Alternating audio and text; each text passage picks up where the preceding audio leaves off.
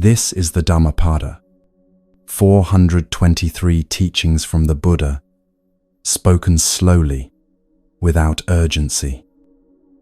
Get comfortable, listen straight through, or return across many nights, whichever feels right. These words have waited 2,500 years. They'll wait for you too. 25 centuries ago, a prince named Siddhartha left everything, not because he hated his life, because something in him knew there had to be more than pleasure and distraction. He sat beneath a tree and refused to move until he understood why we suffer. One morning, as the star appeared, he saw it clearly. The insight wasn't complicated. We suffer because we want things to stay the same, but nothing does. We suffer because we cling to what feels good and push away what doesn't. We suffer because we believe we're separate from everything else. But there's a way through. The Dhammapada, the path of truth, is what his students remembered. Not philosophy, not rules, just clear seeing. These verses were meant to be heard, not analyzed, to settle into you like rain into earth. No belief required, no particular background needed.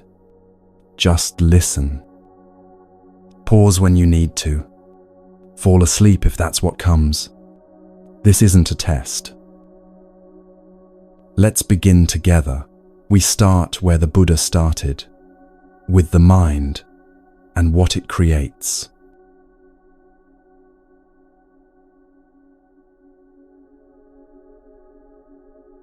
Picture two gardens, side by side. Same soil, same sunlight, same rain. In one, someone plants seeds of kindness, small words of encouragement, moments of patience, helping hands. In the other, someone plants complaints, resentments, the sharp pleasure of being right. By summer's end, one garden feeds everyone who passes. The other chokes itself with thorns. The Buddha said, "We are what we think. Everything we are arises with our thoughts. With our thoughts, we make the world." Not, you become what you think, someday, eventually, if you're good enough. No, you are what you think, right now. The thought creates the reality before the action even happens. There was a commuter in a city not unlike yours. Every morning, same train, same faces, same irritation at the crowding and delays. He'd think, these people are in my way. Why can't they move faster? I shouldn't have to deal with this. And every morning his jaw would tighten, his chest would constrict, and he'd arrive at work already exhausted from a battle no one else was fighting. One Tuesday, nothing special about it, he had a different thought. Just, we're all trying to get somewhere. That's it. We're all trying to get somewhere. The train was just as crowded. The delays were just as long. But he arrived calm. His colleague asked if he'd changed medications. He hadn't changed his circumstances. He'd changed the seed he planted in his mind that morning.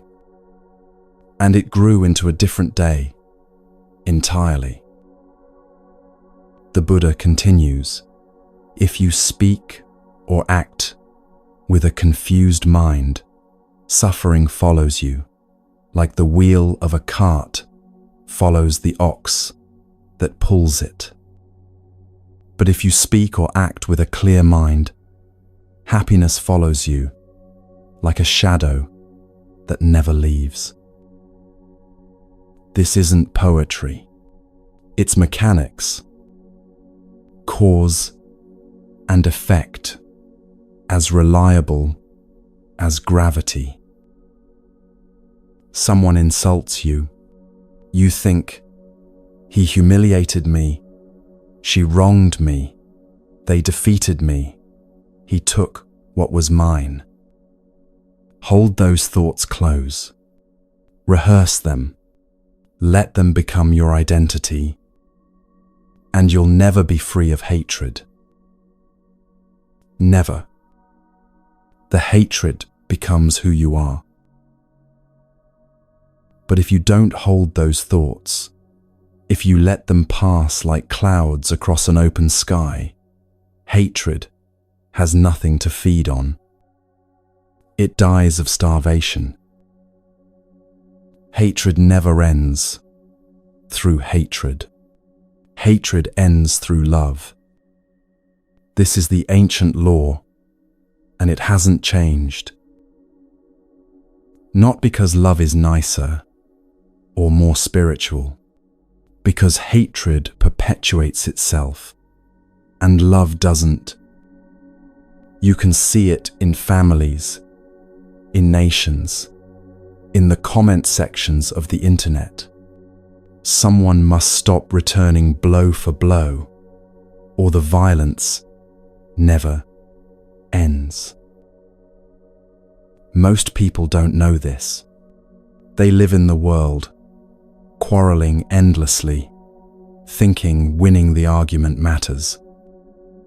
But those who know this truth don't quarrel, not because they're weak, because they're awake. Every hour of every day, you face this fork in the path. Someone cuts you off in traffic. Which seed do you plant? Your child spills milk for the third time. Which seed? The news fills you with rage at injustice. Which seed? You're not choosing once. You're choosing constantly. And what grows in your inner garden becomes the atmosphere you live in. The Buddha described two types of people with stark clarity: those who live for pleasure, whose minds lack harmony, who ignore moderation in eating, who are lazy and lack energy. These are shaken by temptation, like a weak tree is shaken by wind. But those who don't chase every pleasure, whose minds are in harmony, who practice moderation, who have faith and energy, these stand firm against temptation, like a mountain stands firm against wind.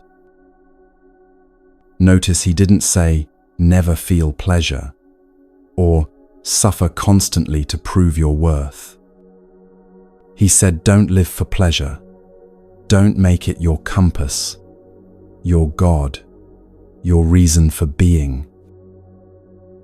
There's a difference between enjoying your morning coffee and needing your morning coffee to feel human, between appreciating comfort and demanding comfort at all times, between pleasure as a guest in your life and pleasure as a tyrant.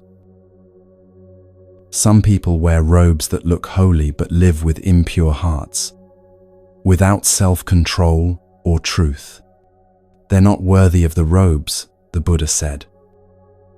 But those who are free from impurity, grounded in virtue, who live with self-control and truth, they are worthy. It's not about the costume. It's about the seed you're actually planting when no one's watching.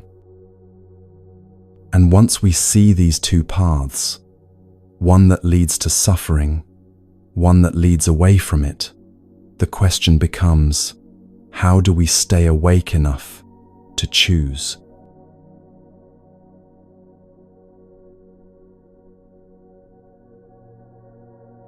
The Buddha called it vigilance, but not the vigilance of a security guard scanning for threats. More like the vigilance of a mother listening for her child's breath in the dark. Attention without tension. Presence without panic. Vigilance is the path to the deathless, he said. Carelessness is the path to death. The vigilant never die. The careless are already dead. Strong words. What did he mean? Think of it this way. How much of your life have you been actually present for? Really here? Experiencing it? Or were you somewhere else? Replaying yesterday, rehearsing tomorrow, numbing out with whatever was handy. The careless live their whole lives asleep. They move through decades on autopilot, and when death comes, they realize they were never really alive. The vigilant are alive now, in this moment, which is the only moment that ever exists. The wise understand this. The Buddha taught. They rejoice in vigilance, delighting in the realm of the noble ones. They meditate with steady effort, persevering, and experience nirvana, the highest happiness, the supreme peace. It's 3 a.m. The baby is crying again. A mother stands in the dark nursery, bone-tired, touched out, running on empty. She has a choice. She can think, I can't do this anymore. This is too hard. I'm failing. Other mothers don't struggle like this, and spiral into despair. Or she can think, this is hard right now. I'm here. We're both here. This moment will pass, and stay present with what is. Same dark room, same crying baby, two completely different experiences. One drowning, one staying afloat. Or the professional who's been working for 12 hours straight, deadline looming, emails multiplying faster than he can answer them. He can panic. I'm going to fail. I'm going to get fired. I'm not good enough, and lose what little focus he has left. Or he can pause, take one breath, and think one thing at a time. What's the next right action? Vigilance isn't about never struggling. It's about being awake inside the struggle. The Buddha said, through effort, vigilance, discipline, and self-control, the wise one makes an island that no flood can overwhelm. The island metaphor is precise. When floods come, and they will come, you need high ground you've prepared in advance. You can't build an island in the middle of the storm. The practice is now, in the ordinary moments, when nothing dramatic is happening. Wake up a little earlier. Notice your breath. Feel your feet on the ground. Taste your food.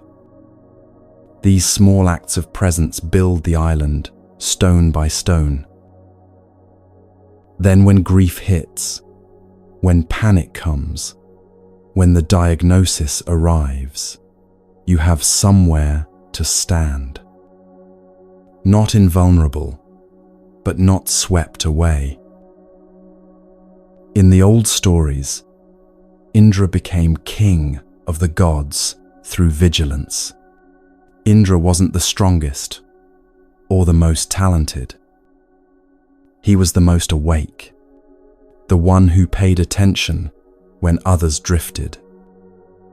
And that quality, simple, sustained awareness, lifted him above everyone else.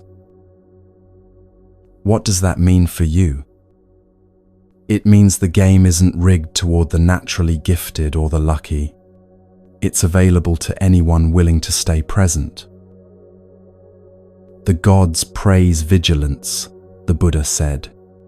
They always condemn carelessness. The monk who delights in vigilance and fears carelessness advances like fire, burning through obstacles, both great and small. That image of fire is important. Not destructive fire, purifying fire. The kind that burns away what doesn't serve you, leaving what's essential. The negligent will never reach awakening, the Buddha warned. They're close to nirvana already, if only they'd wake up to it.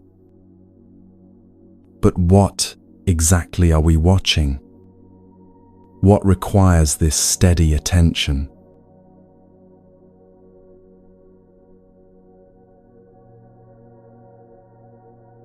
The mind, always the mind. The Buddha described it a dozen different ways, trying to capture something essentially uncapturable. The mind is restless, hard to guard, hard to control. The wise one straightens it like a fletcher straightens an arrow. Like a fish pulled from water, thrashing on dry land, desperate to escape, so does the mind thrash when trying to escape the realm of death and craving. The mind moves, formless and subtle, landing wherever it wants. Those who calm the mind find happiness, the Buddha said. Not control it, calm it. Like calming a frightened animal. You don't shout at it or wrestle it into submission. You speak softly. You wait. You offer it safety until it settles on its own.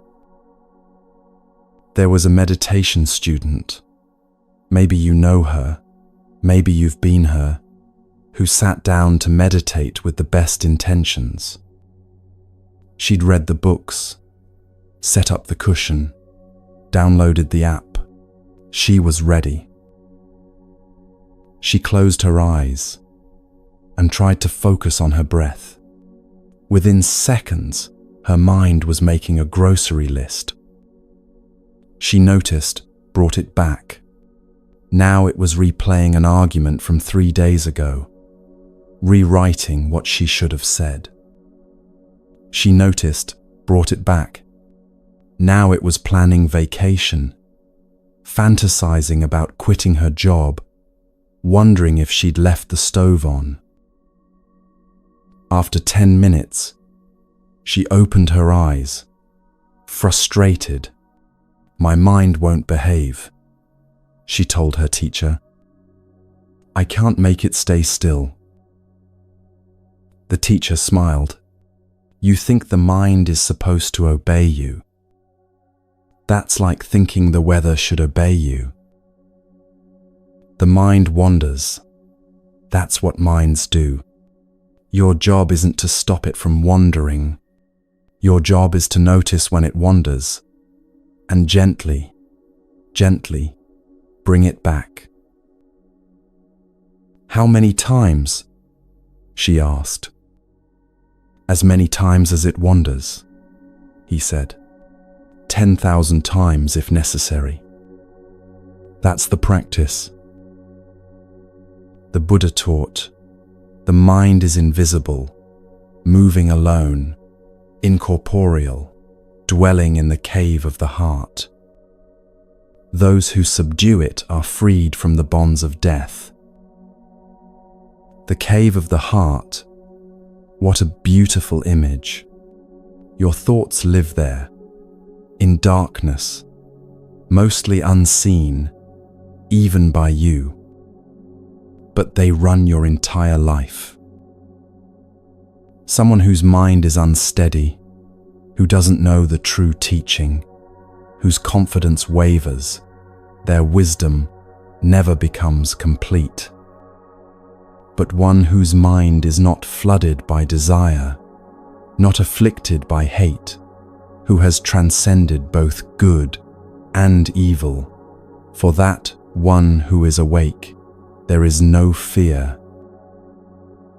Here's what the Buddha understood. There's a gap between thought and action. A space, however tiny, where choice lives.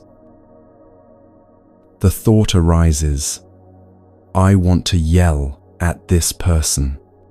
In the gap you can notice, oh, anger is here. You don't have to yell. The thought isn't the action. The thought arises, I need another drink, another cookie, another hour of scrolling.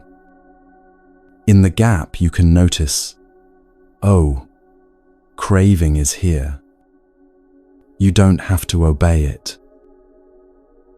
Guarding the mind means becoming aware of that gap and learning to live in it. Not suppressing thoughts, seeing them clearly and choosing how to respond. Knowing this body is fragile as a clay pot, the Buddha said, make your mind like a fortress. Fight craving with wisdom's weapon. Guard what you've won and never rest. This body won't last long, he continued.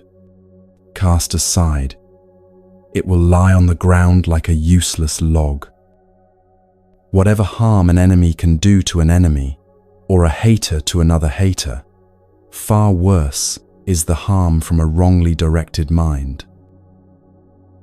But a well-directed mind does you more good than your mother, your father, or any other relative could ever do. Because no one else can think for you. No one else can choose the seeds you plant. This work is yours alone.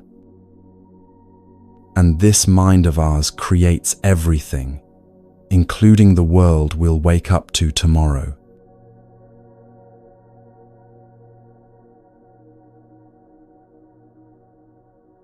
Think of actions as flowers. Some you gather to make beautiful garlands. Some you plant as seeds that will bloom later. Either way, you're always choosing which flowers to cultivate. The Buddha asked, who will conquer this world, and the world of the gods, and the world of death? Who will find the Dhammapada, the well-taught path of truth, like someone skilled in flowers, finds the most beautiful bloom? His answer, the student will, the disciple on the path, the one who practices, not the master who's already arrived, the one still learning, still trying, still showing up. That means you, if you choose it. Right now, exactly as you are. The student will conquer this world, and the world of the gods and death. The student will find the well-taught Dhammapada like one skilled in flowers finds the most beautiful one. Then the Buddha offered an image both beautiful and stark. Knowing this body is like foam, understanding its mirage, like nature, breaking off the flowery arrows of craving, one goes unseen by the king of death. Foam on water looks substantial, but touch it, and it dissolves. A mirage appears real from a distance, but walk toward it, and there's nothing there. That's this body, this life. Everything we think is solid and permanent. Death sweeps away the one who gathers only the flowers of sensual pleasure, their mind distracted, like a flood sweeps away a sleeping village. How many people live this way? Chasing the next pleasure, the next comfort, the next distraction, and then they're gone, having never woken up to what was actually here. Death overcomes one still longing for more, their desires unsatisfied, gathering only pleasures. But there's another way. Watch how a bee takes nectar from a flower without harming the flower's beauty or fragrance. Just takes what it needs and moves on. This is how a sage moves through the world. You can enjoy things without clinging to them. You can participate in the world without being enslaved by it. The flower remains beautiful. You remain free. Don't spend time thinking about what others have done or failed to do, the Buddha said. Think about what you yourself have done or failed to do. This cuts through so much suffering. The endless scorekeeping. Who's better? Who's worse? Who got away with what?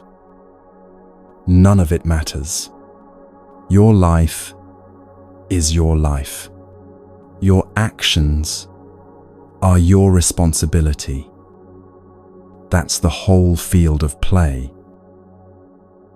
Like a beautiful flower with color but no fragrance are the fine words of one who doesn't act on them. But like a beautiful flower with both color and fragrance are the fine words of one who does act on them.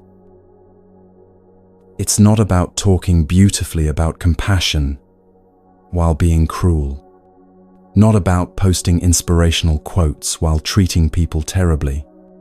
The words and the actions must match, or the words are just noise. Just as someone can make many garlands from a heap of flowers, the Buddha said, so you can do much good in this life you've been given. One action at a time, one word, one thought. The garland grows. The fragrance of flowers doesn't travel against the wind. Not sandalwood, not jasmine, not any flower. But the fragrance of the good travels everywhere, even against the wind. Your reputation might not reach everywhere. Your name might be forgotten. But the actual effect of your kindness, the real impact of your presence, spreads in ways you'll never see or measure. A small kindness to a stranger, who then treats their family better, who then are gentler with their students, who then grow up to be different people. The ripples go on and on, against every wind. Better than the scent of sandalwood or jasmine, better than the scent of lotus, better than all of these is the scent of virtue. Faint is the scent of sandalwood and jasmine, but the scent of the virtuous rises to the gods, supreme among scents. Death cannot find the path of those rich in virtue, who live in vigilance, freed by perfect knowledge. Some gather flowers wisely, making their lives beautiful and useful, planting seeds that will bloom long after they're gone. Others chase pleasures that wither in their hands, scattering petals that blow away before morning.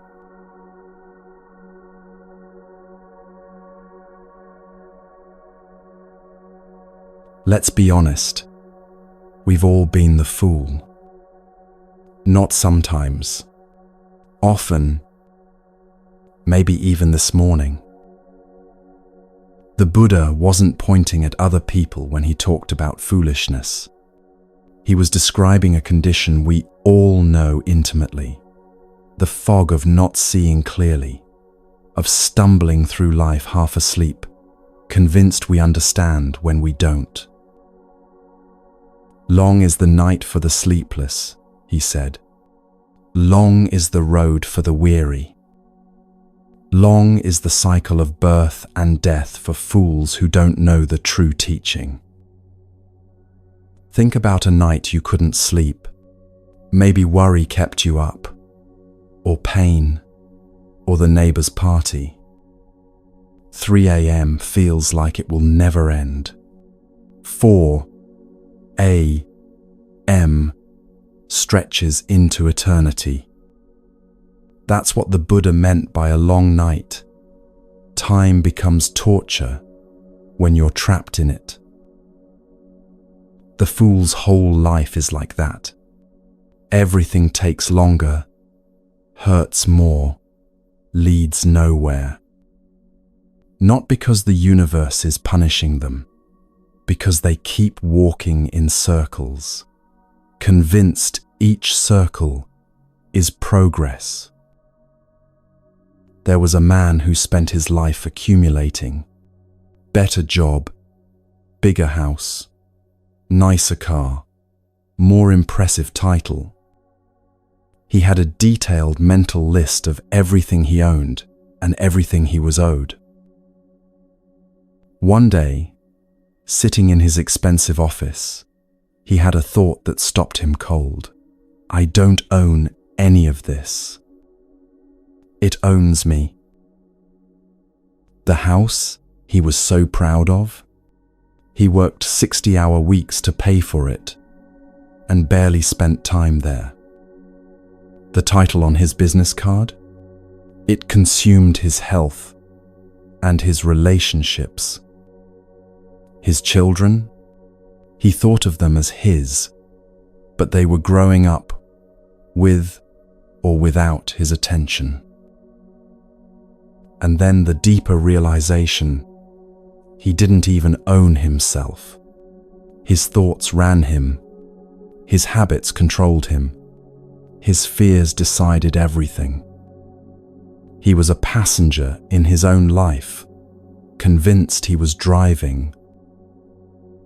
The Buddha said, "These are my sons. This is my wealth." Thus the fool worries. But he doesn't even own himself. How can he own sons or wealth? The sting of that teaching isn't cruelty. It's precision. We spend our lives anxious about things we can't actually possess. People, objects, outcomes, time itself. And in that anxiety, we miss what's actually here. If a fool recognizes his foolishness, the Buddha taught, he is wise at least, to that extent. But a fool who thinks himself wise, that fool is truly a fool. Here's the paradox. The moment you realize you don't know becomes the beginning of wisdom. The moment you're certain you know becomes the reinforcement of foolishness. Even if a fool lives with a wise person their whole life, they don't understand the teaching any more than a spoon understands the taste of soup. That image is so specific.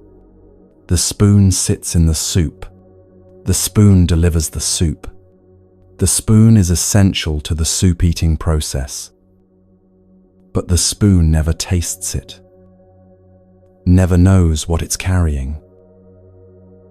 You can be surrounded by wisdom, books, teachers, opportunities, and still understand nothing if you're not actually paying attention, if you're just going through the motions, if you think you already know.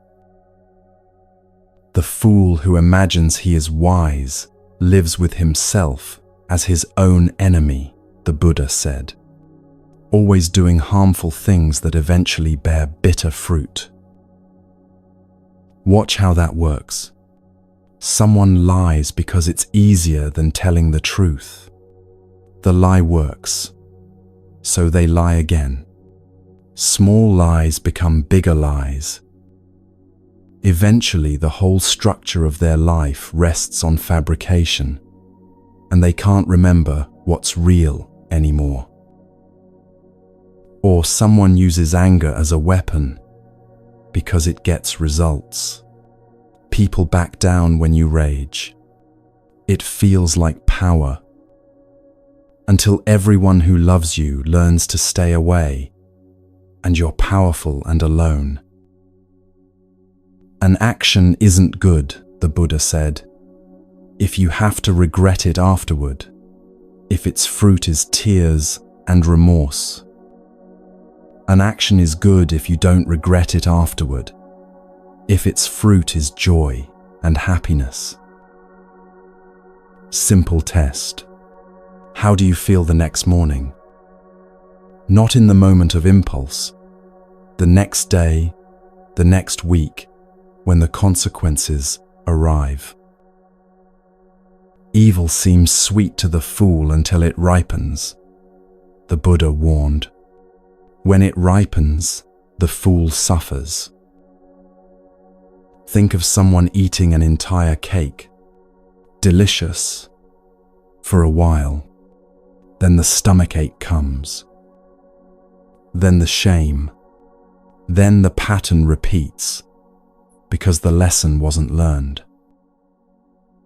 Month after month, a fool might eat only a blade of grass. Their merit wouldn't equal 1/16 of one who understands the truth, the Buddha said. Harsh, but he's making a point about effectiveness, not value. You can suffer elaborately, perform extreme austerities, make dramatic gestures, and still be walking in circles if you don't actually understand what you're doing or why. A harmful action doesn't immediately bear fruit, the Buddha taught. Like milk doesn't curdle instantly. It follows the fool, burning like a fire covered with ashes. That's the dangerous part, the delay between action and consequence.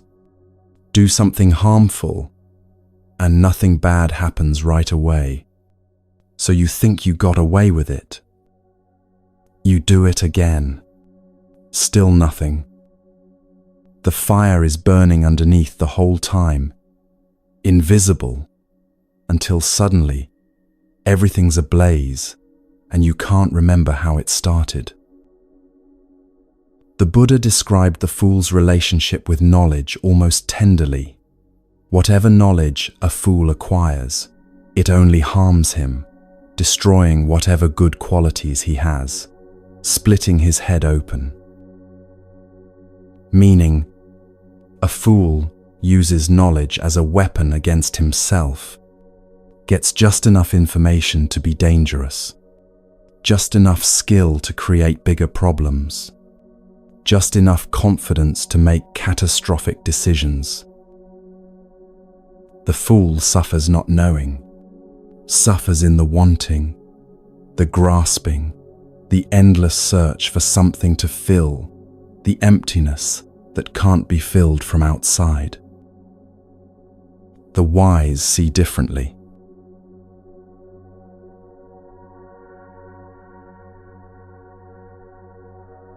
Wisdom isn't complicated.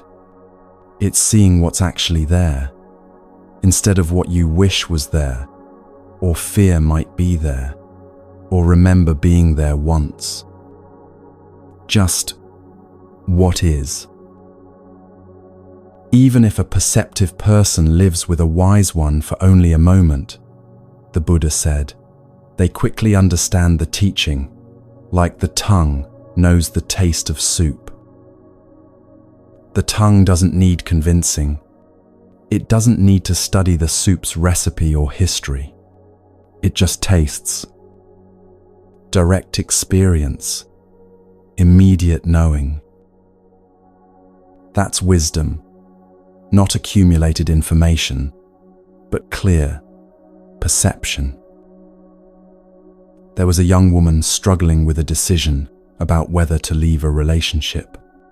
She'd been agonizing for months, making lists, asking friends, reading articles, going in circles.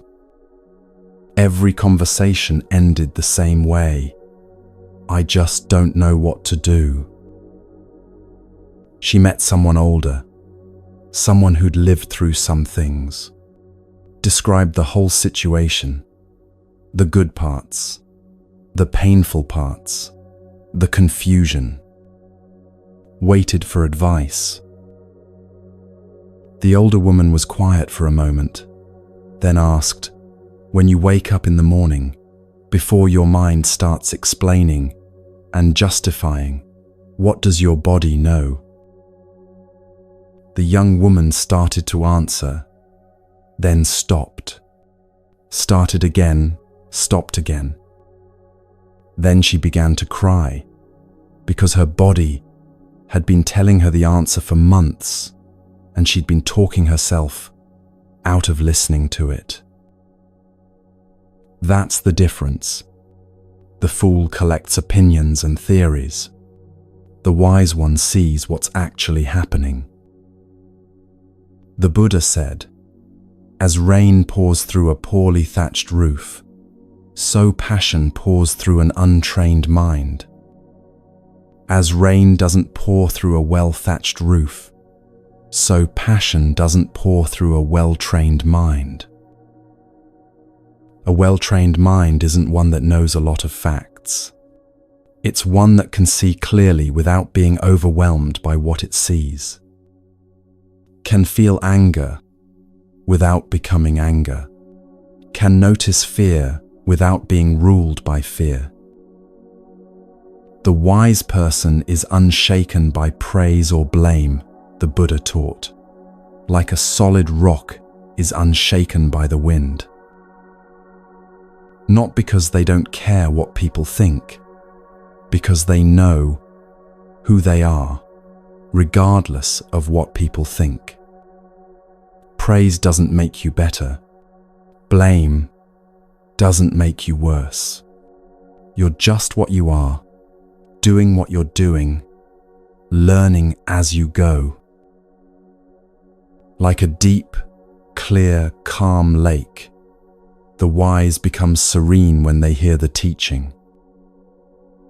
Notice, they become serene, not because they were already perfect, but because they heard something true and let it settle into them, like rain into earth.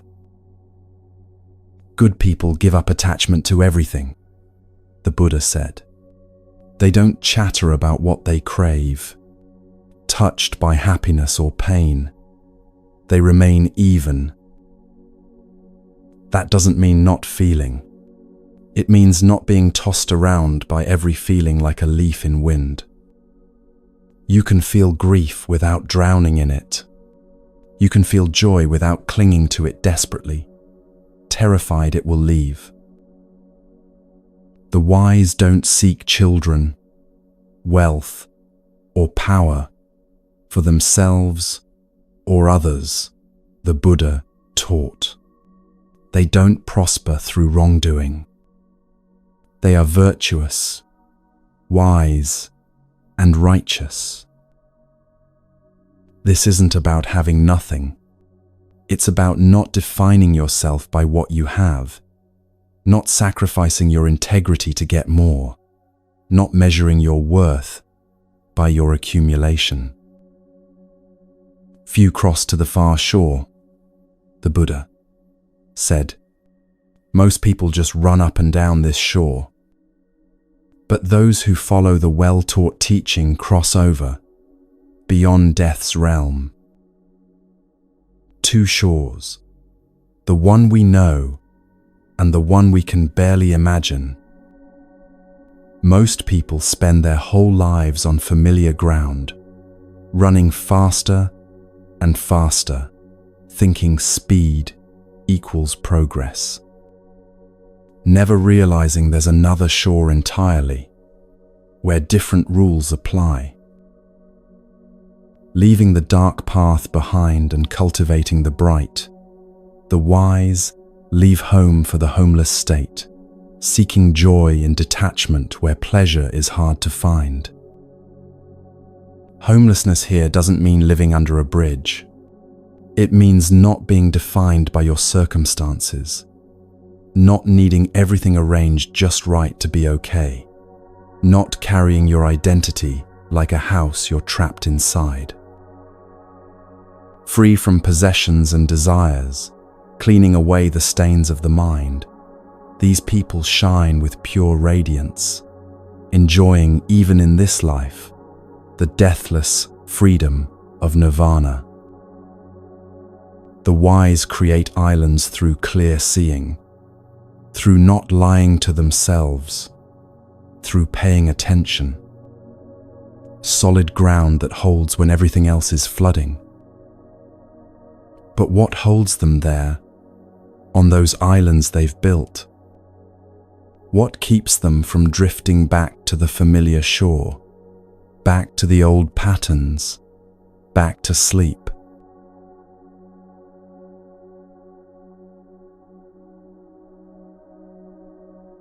Freedom, the actual taste of it.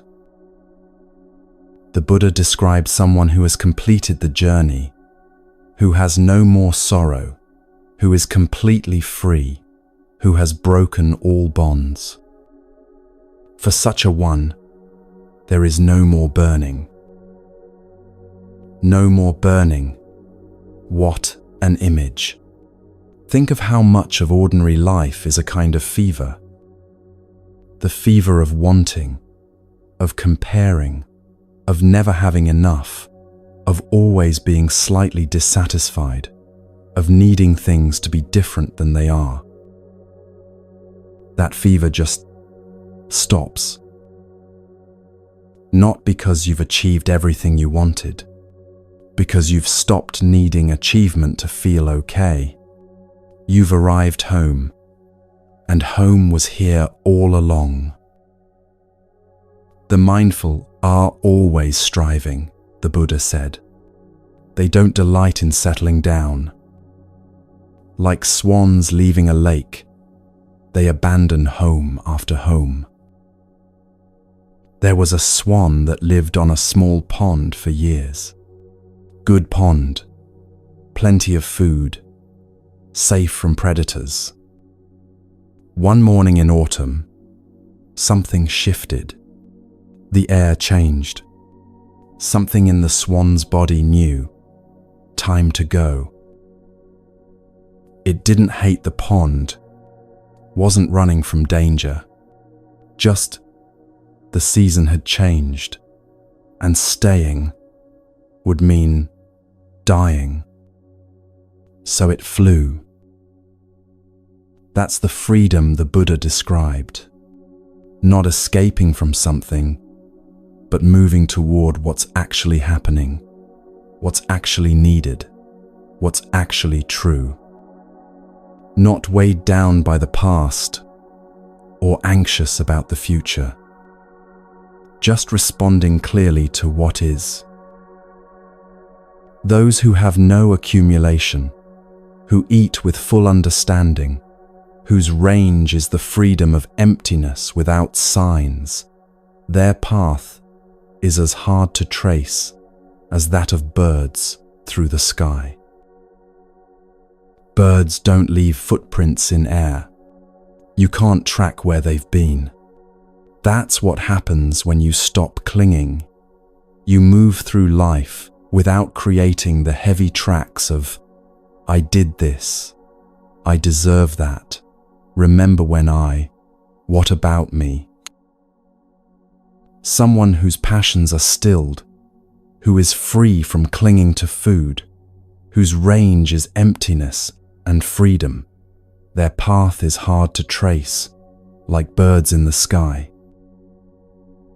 Even the gods envy the one whose senses are controlled, like horses well tamed by the charioteer, who is free from pride and free from corruption.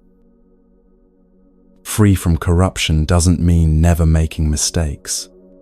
It means not being rotted from the inside by resentment, greed, self-deception, all the ways we slowly poison ourselves. Steady as the earth, reliable as a pillar, clear as a lake without mud, for such a one, there is no more wandering in the cycle of suffering. Their mind is at peace, their speech is at peace, their actions are at peace, freed by right knowledge, completely calm. Free from blind faith because they've seen the uncreated, cut the bonds, finished with both merit and demerit, thrown away all desire. That person is greatest among people. This freedom seems far away when you're in the thick of struggle, when your mind is racing and your heart is tight and everything feels like too much. It seems like something only saints achieve, only after decades of practice, only if you're special somehow. But even one moment of actually being present, not thinking about being present, but actually here, shows you what's possible. One moment of not needing anything to be different, one moment of enough. That moment is the door. You can walk through it anytime you remember it's there.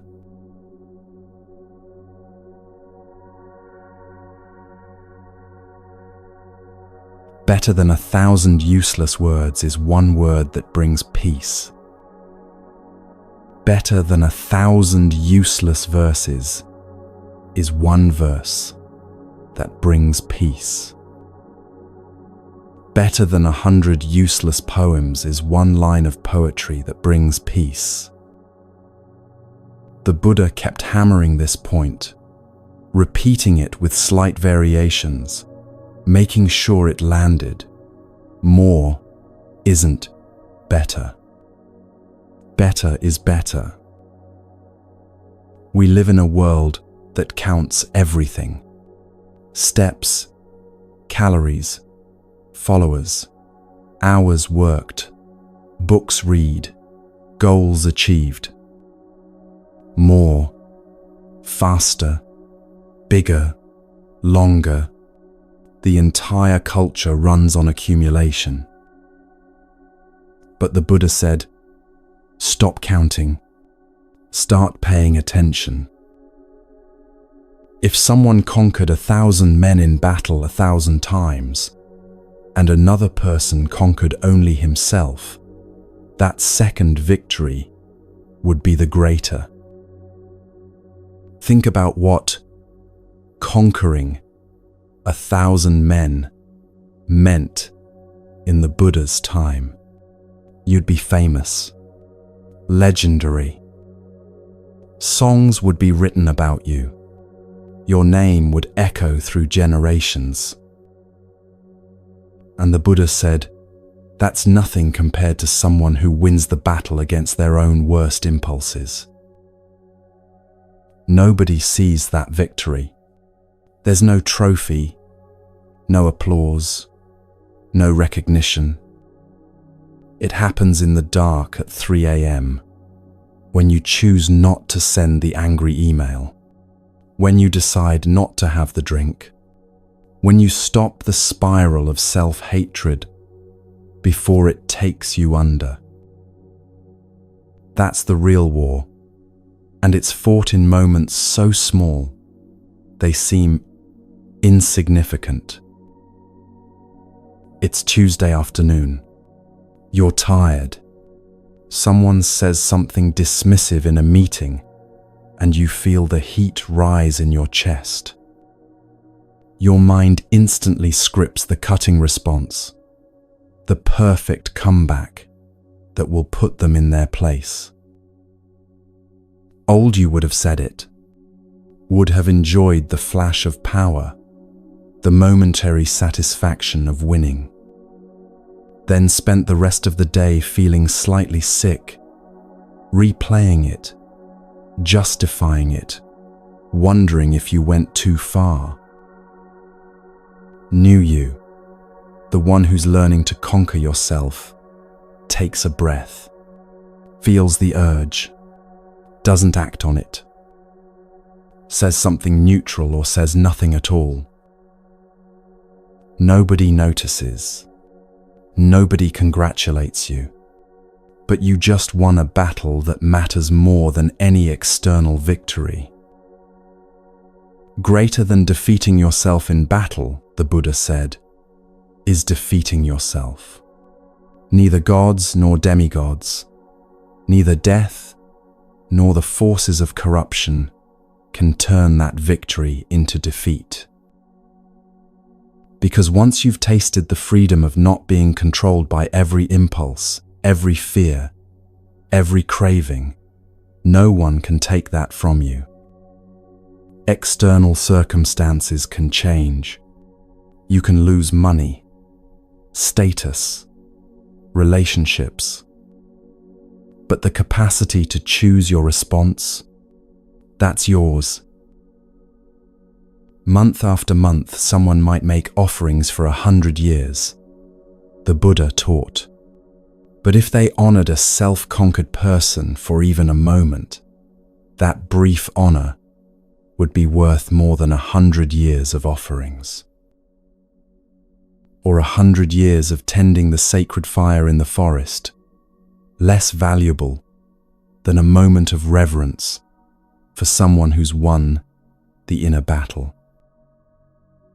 Why? Because the self-conquered person shows you what's actually possible. They're proof that you don't have to be swept along by every thought and feeling, that there's another way to be human. When you meet someone like that, truly meet them, not just see them from a distance, something shifts. You realize the prison you've been living in wasn't locked from the outside. And whoever honors the worthy ones gains 4 blessings. The Buddha said, long life, beauty, happiness, and strength. Not magic, natural consequence. When you orient yourself toward wisdom instead of chaos, life reorganizes itself around that orientation. Better than 100 years lived in vice without meditation is one day lived virtuously in deep contemplation. Better than 100 years lived in ignorance without meditation is one day lived wisely in deep contemplation. Better than 100 years without seeing life's rise and fall is one day seeing things as they actually are. Better than 100 years without seeing the deathless is one day seeing what doesn't die. Better than 100 years without seeing the supreme truth is one day seeing the highest teaching. He's not exaggerating for effect. He means it literally. One day actually awake is worth more than a century sleepwalking. Because in that one day of clear seeing, you understand something that changes everything that comes after. You can't unsee it. Even if you forget for a while, Even if you drift back into old patterns, somewhere in you, you know there's another possibility. Think of it like this.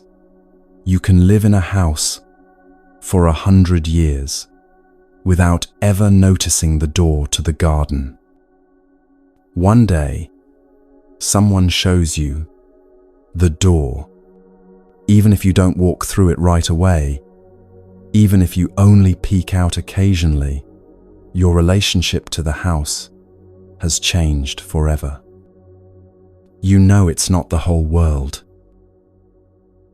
Better one day awake, seeing what's actually here, feeling what you're actually feeling, choosing what you're actually choosing.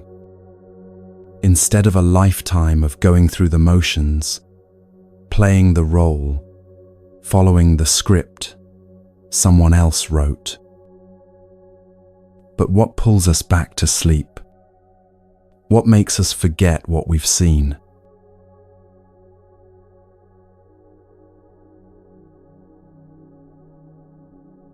The Buddha said, "Hasten to do good. Restrain your mind from evil. Whoever is slow to do good, their mind delights in evil." Strong word, evil. We don't like to use it anymore. Sounds dramatic, judgmental, black and white. But the Buddha wasn't talking about cosmic forces of darkness. He was talking about the daily tendency toward harm, harming yourself, harming others, harming the moment you're in by not being present to it. Evil, in his vocabulary, is whatever increases suffering. Good is whatever decreases it. Not complicated. If you do something harmful, don't repeat it, the Buddha said. Don't find pleasure in it. The accumulation of harmful actions leads to pain. If you do something good, repeat it. Take joy in it. The accumulation of good actions leads to happiness. Like filling a water jar drop by drop. You can fill it with poison or with clean water, one drop at a time. Either way, the jar fills. There was someone who thought, my small kindnesses don't matter. I'm not saving the world. I'm not curing diseases or ending wars. I just help my elderly neighbor with groceries sometimes. I let people merge in traffic. I'm patient with the new person at work who keeps asking questions. What difference does any of that make in the grand scheme of things? Here's what they didn't see. The neighbor who feels less alone because someone checks on her. The driver who arrives home less stressed because someone let them in. The new employee who doesn't quit in the first week because someone made them feel welcome. And those people carry that forward in ways you'll never track. The neighbor volunteers at the community center. The driver is gentler with their kids that evening. The employee becomes the patient one for the next new person. Small acts don't stay small. They multiply in directions you can't see. Don't dismiss wrongdoing, thinking, it's just a small thing. It won't affect me. Just as a water jar fills with drops of water, so the fool fills himself with evil, little by little. Don't dismiss good deeds, thinking, it's just a small thing, it won't affect me. Just as a water jar fills with drops of water, so the wise person fills themselves with good, little by little. Karma isn't punishment from the universe. It's cause and effect. Fire burns. That's not personal. It's just what fire does. Water flows downhill. That's gravity, not judgment. Actions have consequences. That's karma, not cosmic bookkeeping. You lie, people stop trusting you, not because the universe is keeping score, but because that's how trust works. You're consistently kind. People feel safe around you. That's not a reward. It's a result. Someone might do wrong and not feel the result immediately. The Buddha taught, just as fresh milk doesn't curdle at once, but it follows them, burning like fire covered by ashes. The delay is what makes it tricky. Do something harmful, and nothing bad happens right away, so you think you got away with it. Do it again. Still nothing. The consequences are building underneath, invisible, like a fire, smoldering in a compost pile. By the time you see the flames, everything's already burning. That's why the Buddha said, hasten to do good. Not anxious, not desperate, but don't wait. Don't think you have unlimited time to get your life together. Don't postpone kindness. Don't delay integrity. The merchant traveling through a dangerous forest with great wealth, but few guards, protects himself carefully, the Buddha said. Someone who loves life avoids poison. Just so, avoid evil. You wouldn't be careless with actual poison. You wouldn't think, just a little bit won't hurt. Why be careless with resentment, gossip, cruelty, dishonesty? They're poison too, just slower acting. A hand without a wound can handle poison safely. Poison doesn't affect where there's no wound. There's no evil for one who doesn't do evil. But whoever wrongs an innocent person, someone pure and blameless, the evil returns to that fool like dust, thrown against the wind. You can't harm someone and have it not affect you, even if they never find out, even if they never retaliate, even if no one ever knows. You know. You carry it. It changes you. Some are reborn in the womb. The Buddha taught, evildoers go to hell, the righteous go to heaven, but those without defilements reach nirvana. Not locations, states of being. Hell is the state of being consumed by hatred, greed, delusion. You can experience it right here, right now. Heaven is the state of peace, clarity, love. Also available now. Nirvana is beyond both. Complete freedom from the whole system of craving and aversion. You don't wait until death to find out where you're going. You're creating it moment by moment, choice by choice, drop by drop. There's no hiding from your own actions, the Buddha said. Not in the sky, not in the ocean's depths, not in a mountain cave. Nowhere in the world can you escape the results of your deeds. And nowhere in the world can you hide from death either. Not in the sky, not in the ocean's depths, not in a mountain cave. Death finds everyone. So the question isn't whether you'll face consequences or whether you'll die. Both are certain.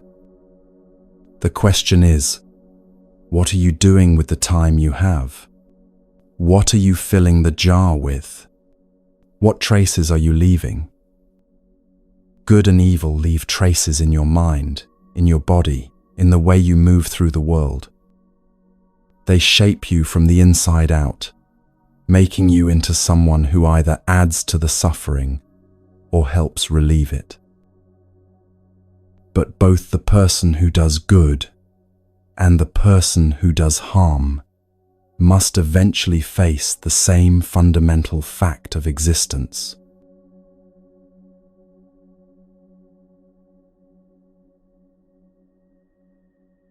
All beings tremble before danger.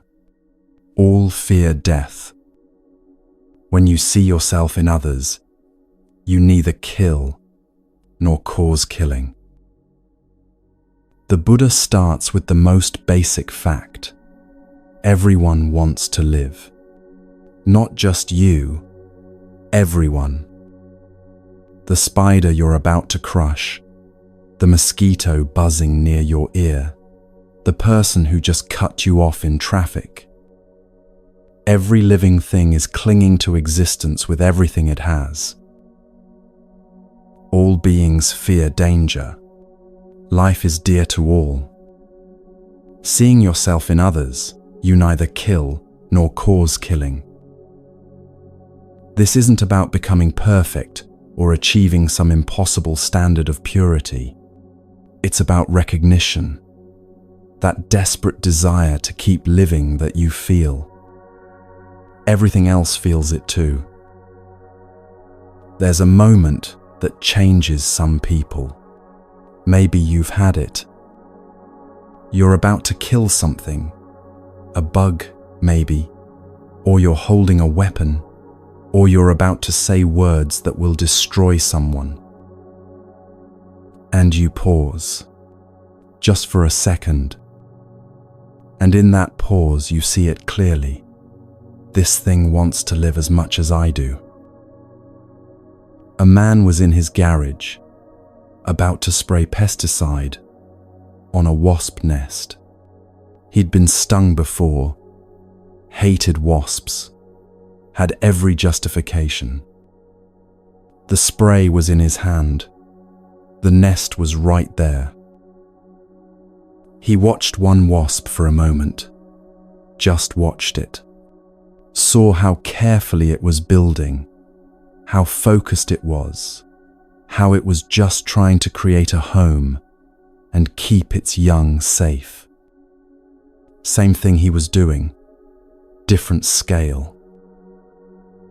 He put the spray down, not because he suddenly loved wasps or thought they were harmless, because he couldn't unsee the similarity, both of them just trying to survive, just trying to protect what mattered. He ended up relocating the nest instead of destroying it. More work, more risk, less convenient. But something in him wouldn't let him kill it after he'd actually seen it. Whoever seeks their own happiness by hurting others, who also want happiness, will not find happiness after death. Whoever seeks their own happiness without hurting others, who also want happiness, will find happiness after death. Not mystical, mechanical. You can't build your peace on someone else's suffering. It doesn't work, even if it looks like it's working temporarily. The foundation is wrong, and eventually, everything built on it collapses. Never speak harsh words, the Buddha said. Those you abuse will abuse you back. Angry words hurt, and anger will return to you. If you can make yourself still like a broken gong that no longer rings, you've found peace. You've reached nirvana, where there is no more quarreling. The broken gong, such a precise image, not suppressing sound, just no longer vibrating with every strike. Someone says something cruel, and instead of ringing with anger, instead of retaliating, you're quiet.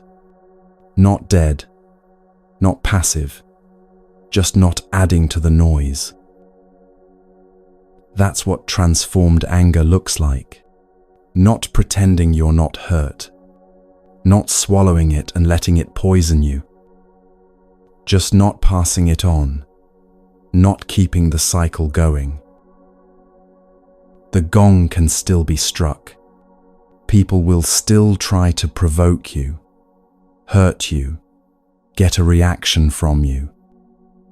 But when you've genuinely released the need to retaliate, to defend, to prove yourself right, the sound just doesn't happen anymore. It's freedom, not suppression. Suppression is holding the gong still while it desperately wants to ring. Freedom is the gong no longer needing to ring at all. As a cowherd drives cattle to pasture, the Buddha said, so old age and death drive living beings onward. Bleak image, but true. You're being driven toward death every day, like cattle being herded.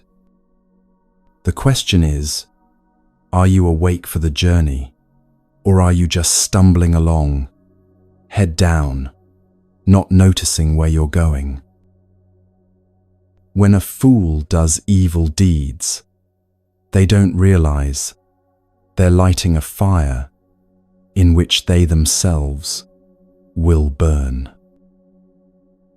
The person who harms the harmless and pure with weapons will quickly encounter one of 10 things: harsh pain, disaster, bodily injury, serious illness, mental derangement, trouble from the government, terrible accusation, loss of relatives, destruction of wealth, or fire burning their house.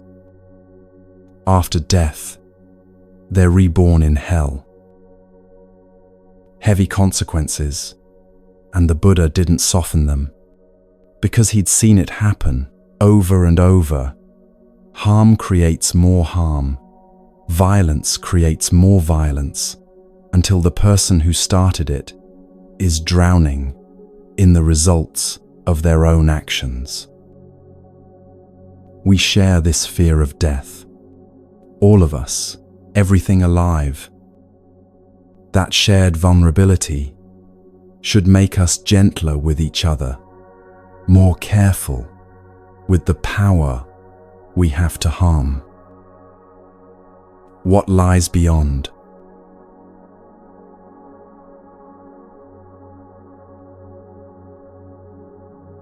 Look at this body, the Buddha said.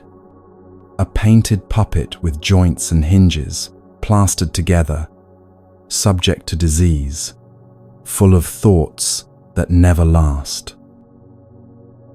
This body wastes away, a nest of disease, fragile, disintegrating. Life ends in death, always. Not cheerful words, but not meant to depress you, meant to wake you up. Look at these grey bones scattered about, like gourds thrown away in autumn. What pleasure is there in seeing them? A house of bones is this body, plastered with flesh and blood. In it dwell pride and hypocrisy, old age and death. Even the decorated chariots of kings wear out, the Buddha said. This body too wears out. But the truth of the good never ages.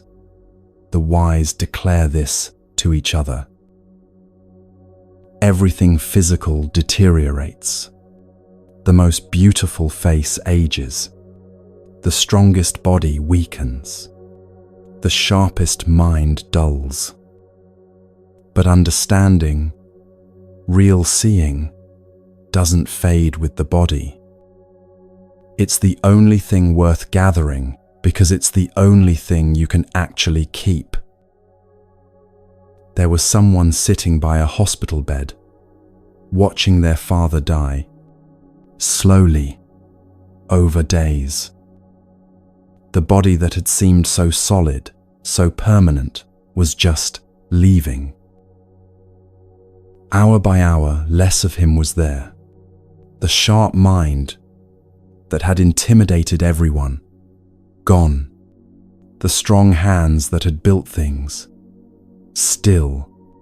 The personality that had filled every room, fading like a radio signal getting weaker. And sitting there, the son realized, this is happening to me, too. Just slower.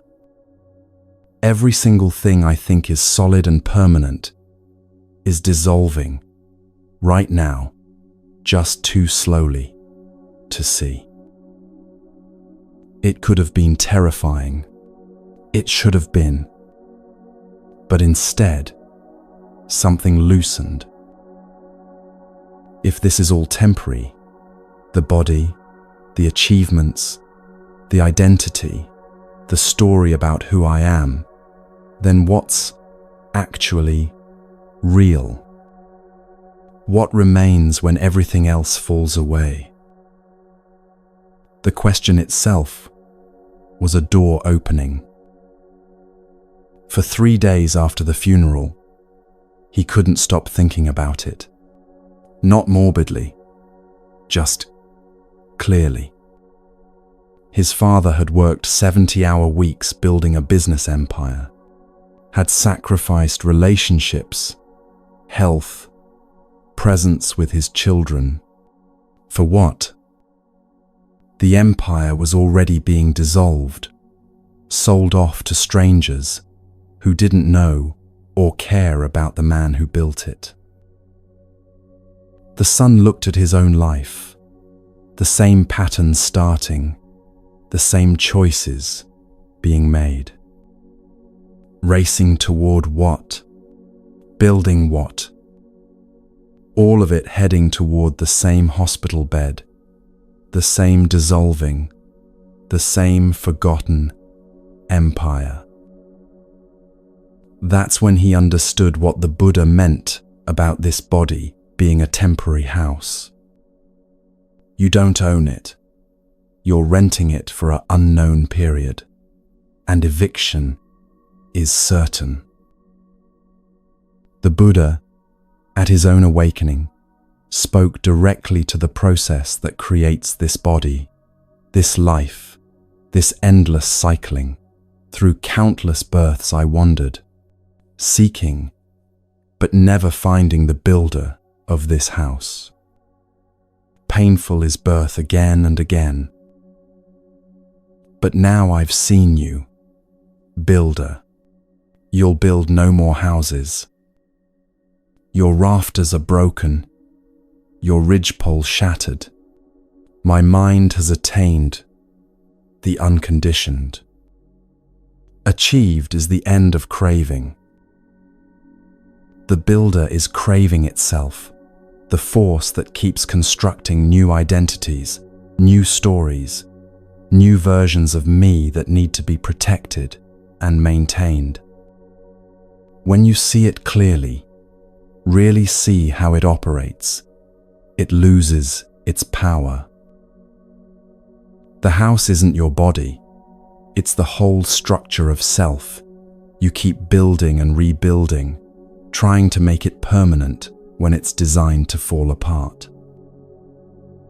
Watch how you do it. Something good happens, and you immediately build an identity around it. I'm someone who succeeded at this. Something bad happens, and you build another identity. I'm someone this happened to. Each experience becomes another room in the house, another story to maintain. The Buddha's victory wasn't in destroying the house. It was in seeing the builder and saying, "Stop. No more construction. I see what you're doing and I'm not participating anymore." Those who don't live the spiritual life when young, who don't gather treasure while they can, later waste away, like old herons beside a fishless lake. Those who don't live the spiritual life when young, who don't gather treasure while they can, lie around like worn-out bows, sighing about the past. The treasure isn't money or accomplishments. It's clarity. It's seeing truly. It's freedom from the illusions that make you suffer. And you can gather it at any age, any moment. But waiting doesn't make it easier. The old heron by the empty lake, the broken bow lamenting better days. These are images of people who postponed their real lives until it was too late. Not too late to start, but too late to avoid the regret of wasted time. Someone once asked an old monk, "What's the biggest mistake people make?" He said, "Thinking they have time." Not because death might come tomorrow, though it might, because every day you spend asleep is a day you don't get back. Every year you postpone waking up is a year lived in fog. Knowing we'll die, knowing this body is temporary, this life is brief, this moment won't return, how then should we live?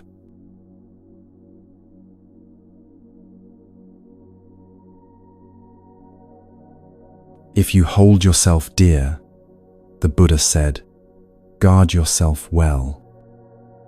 Let the wise one keep watch during at least one of the 3 watches of the night.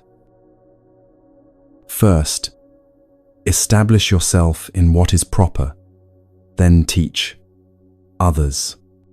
Thus you won't suffer. If you make yourself as you teach others to be, then, well controlled yourself, you may control others.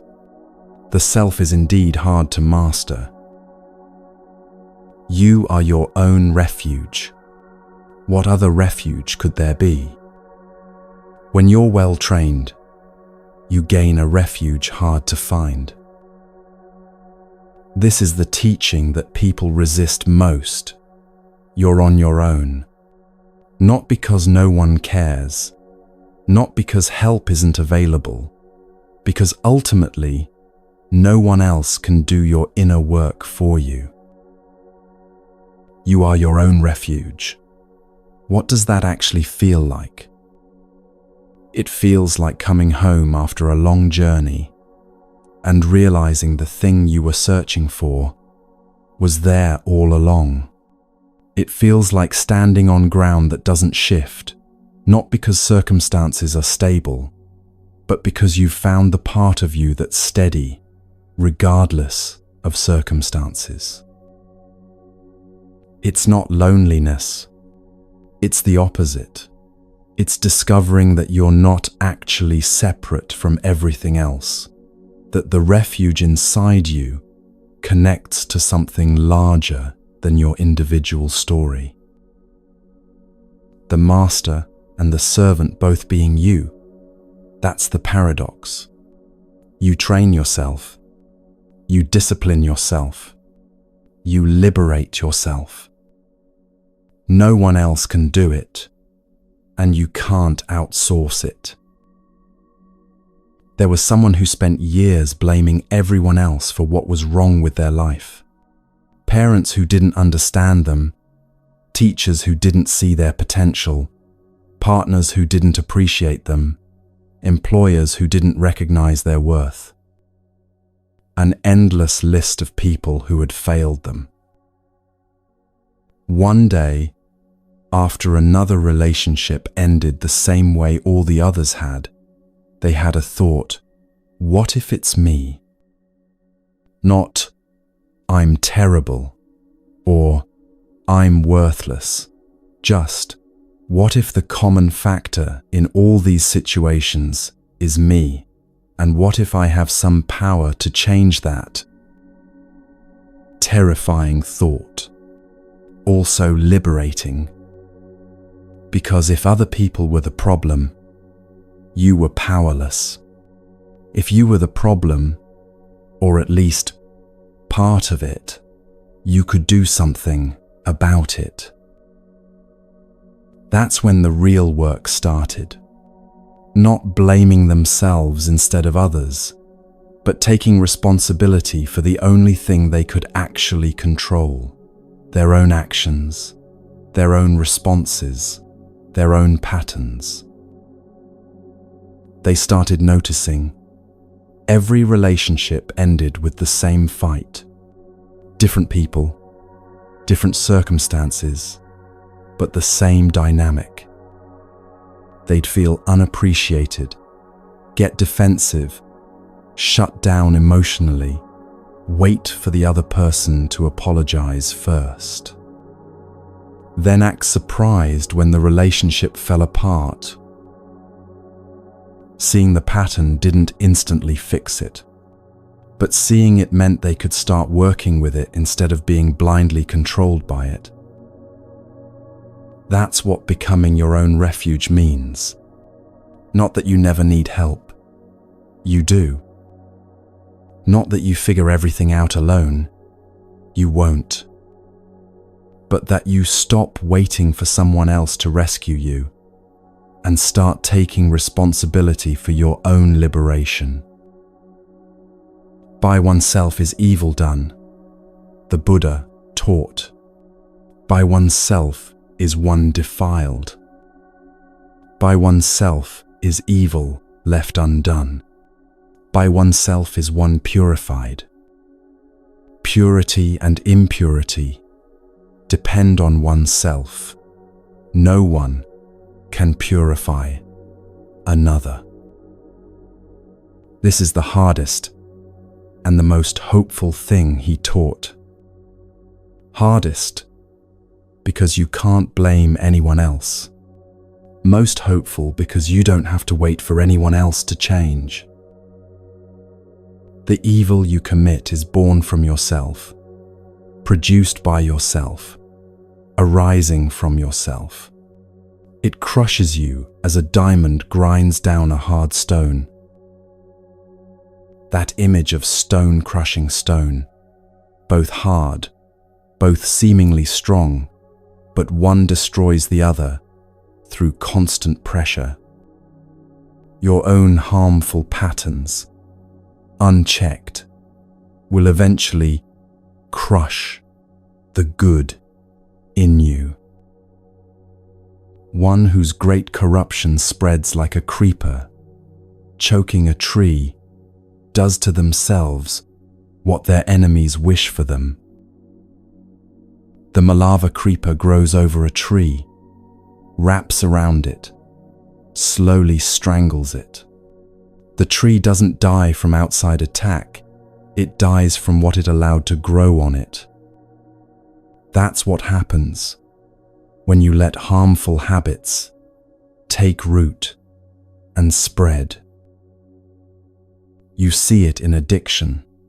Something that started as relief becomes the thing that's killing you. You see it in resentment. Something that started as justified anger becomes a poison you drink daily, expecting someone else to die from it. You see it in workaholism, perfectionism, any pattern that slowly takes over until there's no room left for actual life. Easy to do what's bad for yourself, the Buddha said. What's good for yourself is very hard to do. Why is that? Because bad habits feel good immediately. The relief, the escape, the numbness, the pleasure. Good habits feel hard immediately. The discipline, the discomfort, the delayed gratification. Your mind, untrained, will always choose what feels good now over what's good for you long term. That's not a moral failing. It's how minds work. Training changes the equation, makes the healthy choice easier, the harmful choice less appealing. Those who reject the teaching of the noble ones, who speak wrongly from their own views, produce fruit for their own destruction, like the bamboo that dies when it fruits. The bamboo image is specific. Some species of bamboo flower once in their lifetime, produce seeds, and then die. They create the very thing that ends them. That's what happens when you build your life on wrong understanding. The fruits of your actions eventually destroy the person who created them. Never neglect your own welfare for another's, however great, the Buddha said. Once you know what's good for you, be intent on it. Not selfishness, wisdom. You can't help anyone if you're drowning. You can't give from an empty well. Taking care of yourself isn't preparation for serving others. It's the foundation of being able to serve at all. The flight attendants get it right. Put on your own oxygen mask before helping others. Not because you matter more, because if you pass out, you can't help anyone. The path is yours alone. No one can walk it for you. Your parents can't do it. Your teachers can't do it. Your therapist, your partner, your spiritual guide, they can point, they can encourage, they can walk alongside. But the actual steps, those are yours. So wake up, not tomorrow, not when conditions are perfect, not when you feel ready. Now, with things exactly as they are, exactly as you are.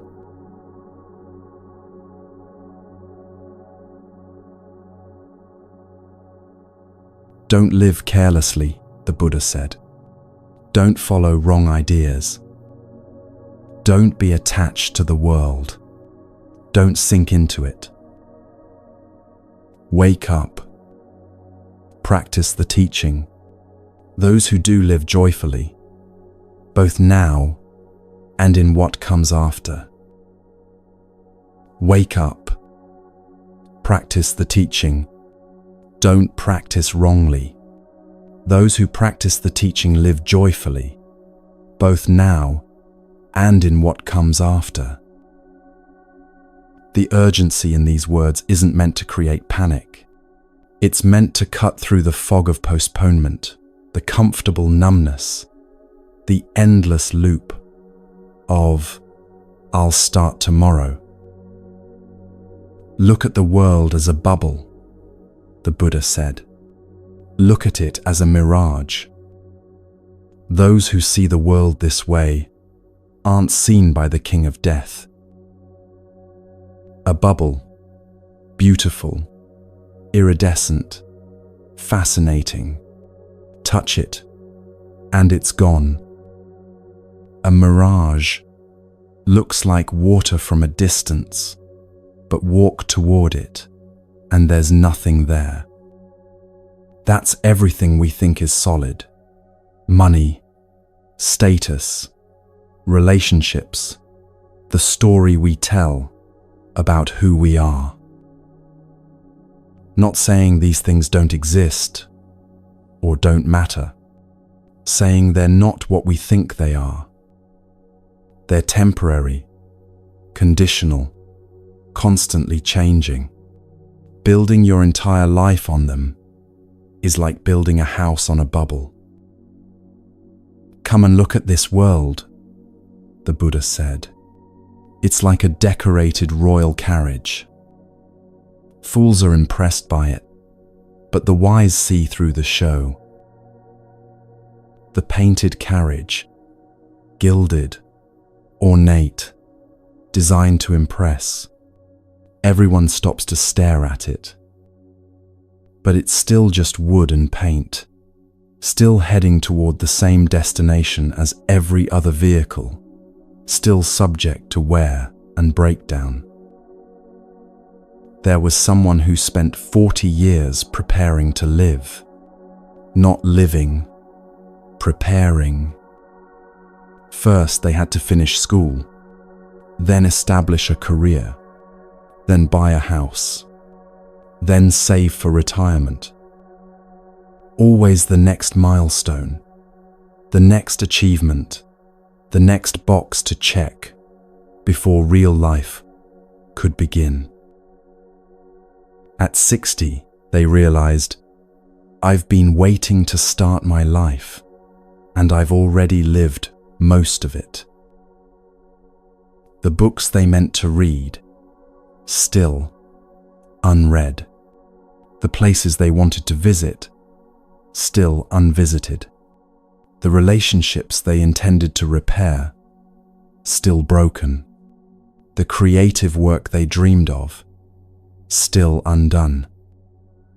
All postponed for when I have time, when things settle down, when I'm ready. They weren't ready at 60 either. You're never ready. Ready is a myth we tell ourselves to justify waiting. So they started. Not perfectly, not with ideal circumstances, not with unlimited time and energy. Just started with what they had, where they were. Called old friends they'd been meaning to call for years. Signed up for the painting class they'd always dismissed as frivolous. Forgave people they'd been holding grudges against. Stopped waiting for permission from some imaginary future version of themselves who had it all figured out. The last 20 years of their life were more fully lived than the first 60. Not because circumstances improved, because they stopped postponing. Those who were once reckless but reformed themselves illuminate the world like the moon freed from clouds. Those who cover their past misdeeds with good deeds illuminate the world like the moon freed from clouds. This world is blind, the Buddha said. Few here see clearly. Like birds escaping from a net, few go to heaven. Most people sleepwalk through their entire lives, born into stories about how things are, what matters, who they're supposed to be, and they never question any of it.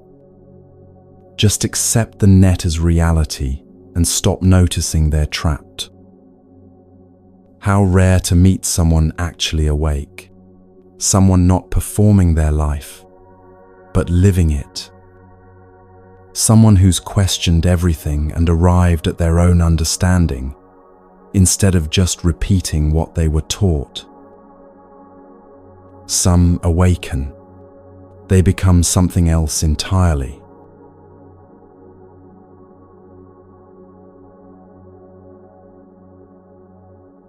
By what path could you lead astray one who is awake?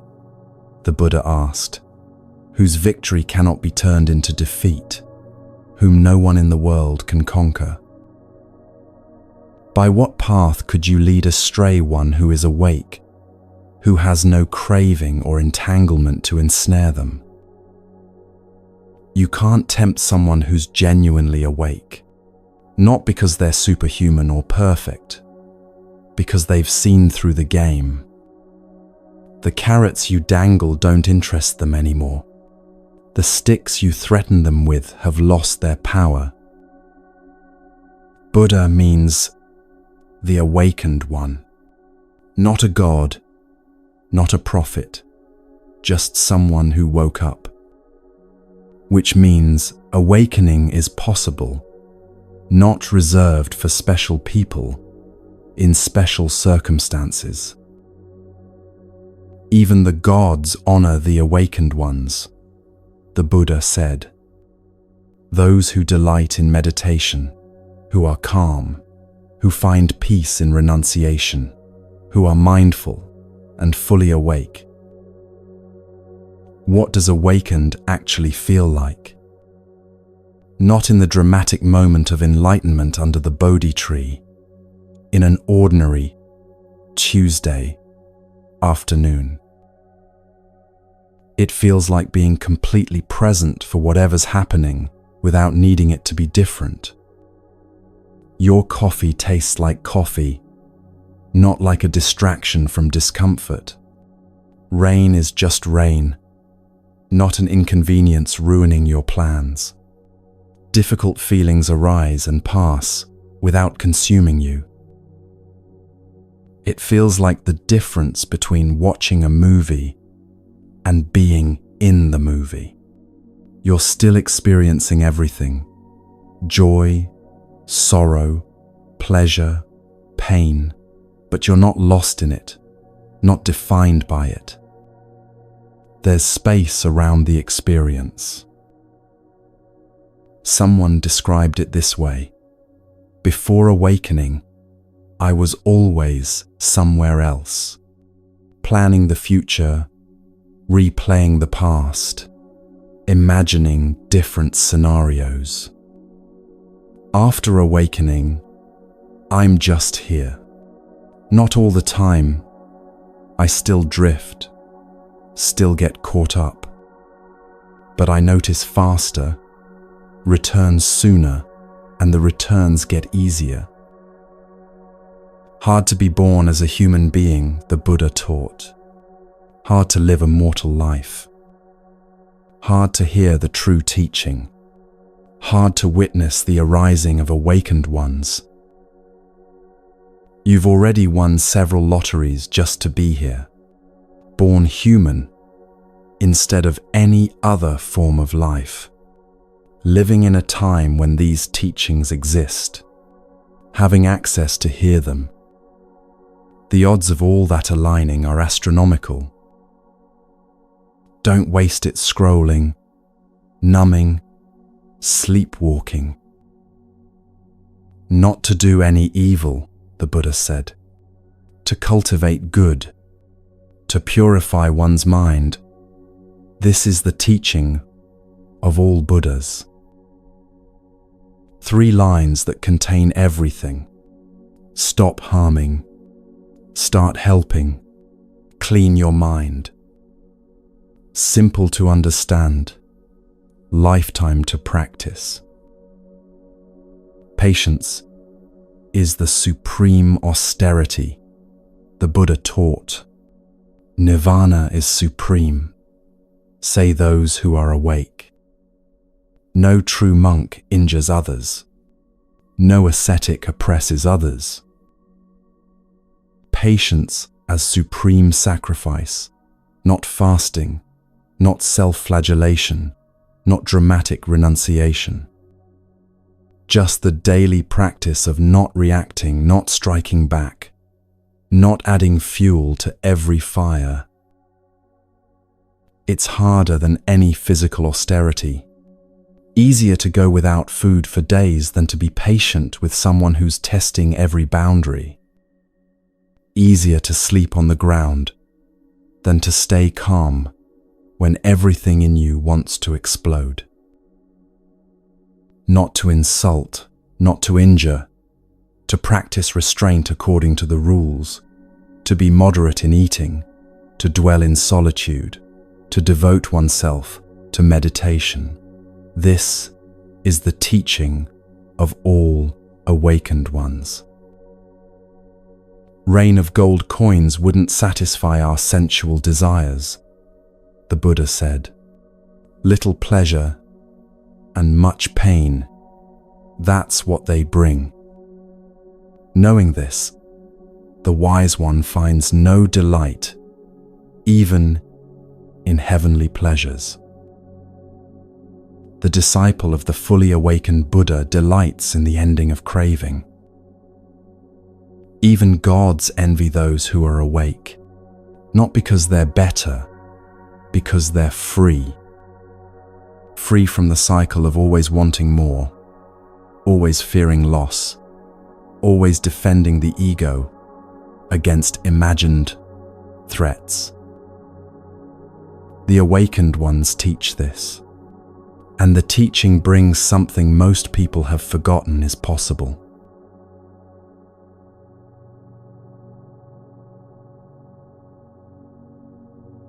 Let us live happily, without hate, among those who hate.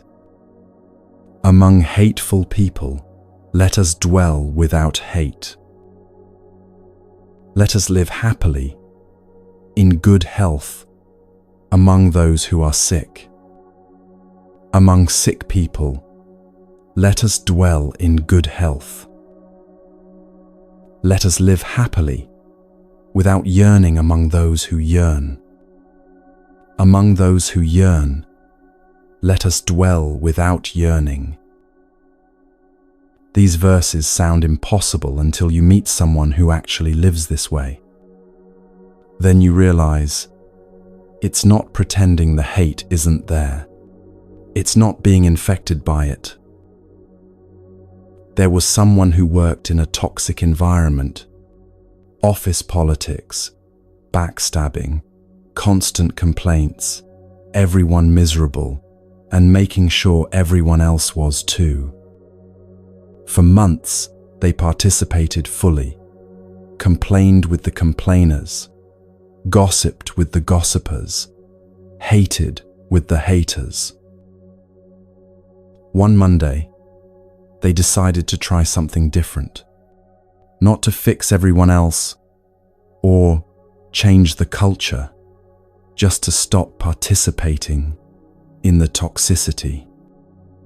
When people complained, they listened without adding fuel. When people gossiped, they changed the subject. When people spread hate, they stayed quiet or found something genuinely appreciative to say. It was lonely at first. The bonding everyone else did through shared misery wasn't available anymore. Some people thought they were being fake or judgmental. But something shifted. They went home less drained. The job didn't get better, but they stopped carrying the poison home with them. And gradually, a few other people started sitting near them at lunch, drawn to the absence of drama, like plants turning toward light. Let us live happily, though we have nothing. Let us feed on joy like the radiant gods. Victory breeds hatred, the Buddha taught. The defeated live in pain. Those who've abandoned both victory and defeat live happily, at peace. As long as you're keeping score, who won, who lost, who's ahead, you're trapped. The winner feels temporary satisfaction and fear of losing. The loser feels resentment and plans revenge. Both are suffering. Real joy comes when you stop playing the game entirely. Not because you gave up or don't care, because you realized the game itself was the problem. There's no fire like lust, the Buddha said. No crime like hatred. No sorrow like the body. No bliss higher than peace. Hunger is the worst disease. Conditioned things are the greatest suffering. Knowing this as it truly is, nirvana is the highest bliss. Health is the highest gain. Contentment is the greatest wealth. Trust is the best kinship. Nirvana is the highest bliss. Contentment as greatest wealth. Not having everything you want, but wanting what you have. The billionaire who needs more is poor. The person with little who needs nothing is rich. Tasting the flavor of solitude and peace, one becomes free from fear and wrongdoing, drinking the nectar of truth. Good is the sight of noble ones, the Buddha taught. To live with them is always pleasant. By not seeing fools, one would always be happy. Those who travel with fools suffer a long journey. Living with fools is always painful, like living with an enemy.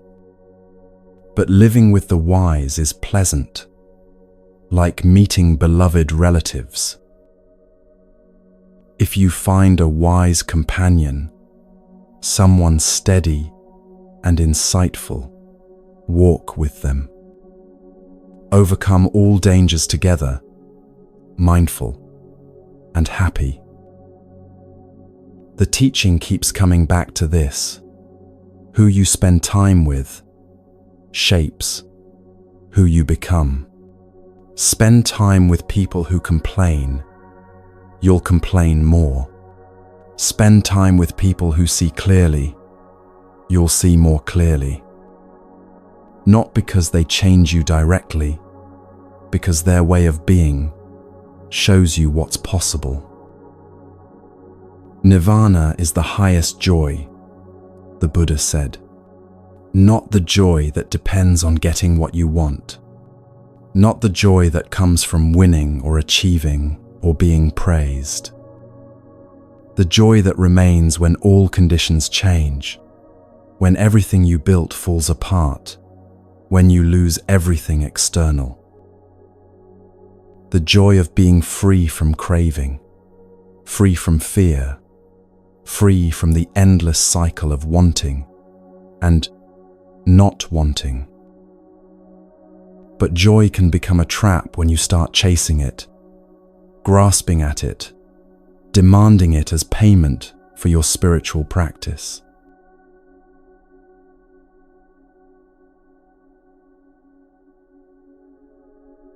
Those who indulge in pleasure and neglect meditation increase their cravings.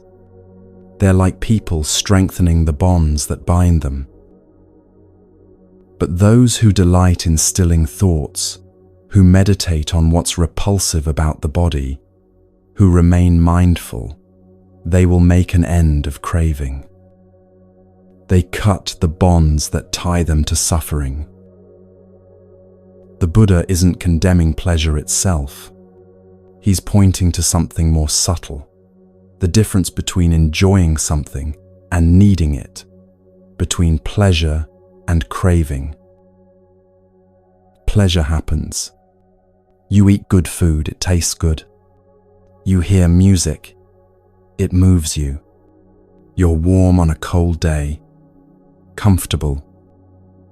Nothing wrong with any of that. Craving is different.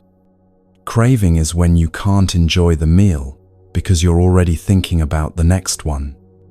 When the music ends and you feel empty. When comfort becomes something you need constantly, or you fall apart. There was someone who loved good coffee, really loved it. The ritual of making it, the smell, the first sip in the morning. Harmless pleasure, right? Except they realized they couldn't function without it. couldn't be pleasant to anyone until they'd had their coffee, traveled with coffee equipment because they couldn't trust anyone else to make it right, got anxious if their brand wasn't available. The pleasure had become a chain. They tried quitting completely, but that wasn't the answer either. That was just replacing one extreme with another. Instead, they learned to drink coffee without needing it, sometimes having it, sometimes not, enjoying it when present, but fine when absent. That's equanimity, not indifference, not numbness, just not being controlled by preferences. Free from craving and yearning, the Buddha taught, one feels bliss beyond any sensual pleasure. Free from both pleasure and pain, one finds real freedom. From pleasure comes grief. From pleasure comes fear. For one free from pleasure, there's no grief. So how could there be fear? From affection comes grief. From affection comes fear. For one free from affection, there's no grief. So how could there be fear? From sensuality comes grief. From sensuality comes fear. For one free from sensuality, there's no grief. So how could there be fear? From craving comes grief. From craving comes fear. For one free from craving, there's no grief. So how could there be fear? Each passion breeds its own terror. Love something desperately, and you live in fear of losing it. Desire something intensely, and you suffer when you can't have it. Attached to pleasure, and pain becomes unbearable. Free from both doesn't mean not caring about anything. It means caring without clinging, loving without possessing, enjoying without addiction. Pleasure binds subtly, wrapping around you so gently you don't notice until you try to move. Anger binds obviously, with chains you can see and feel.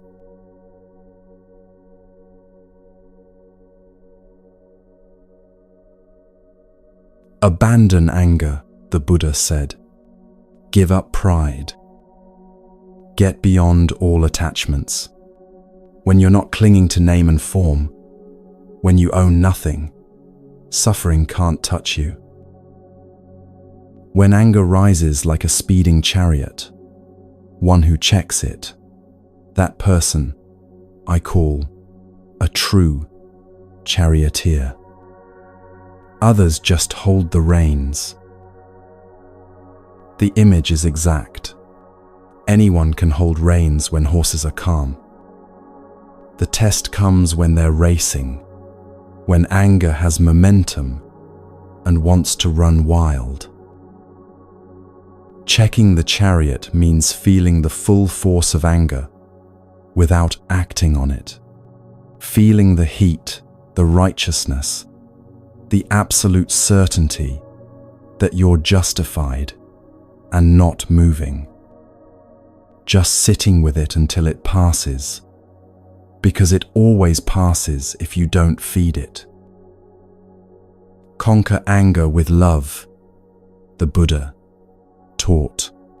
Conquer evil with good. Conquer the stingy with generosity. Conquer the liar with truth. Speak the truth. Don't give in to anger. Give even from your poverty. Through these three things, you reach the presence of the gods. There was someone in a meeting where they were being blamed for something that wasn't their fault. The accusations were unfair. The tone was hostile, and every instinct said, "Fight back. Defend yourself. Make them see they're wrong." They opened their mouth to do exactly that, then stopped. Not from weakness or fear, from seeing the bigger picture. This person blaming them was clearly hurting, clearly threatened, clearly struggling with something that had nothing to do with the actual issue. They could win this argument and make an enemy, or they could let it go and maybe, eventually, find an ally.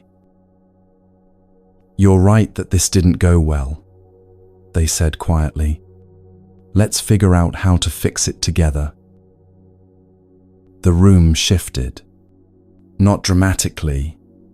No one apologized or admitted they were wrong.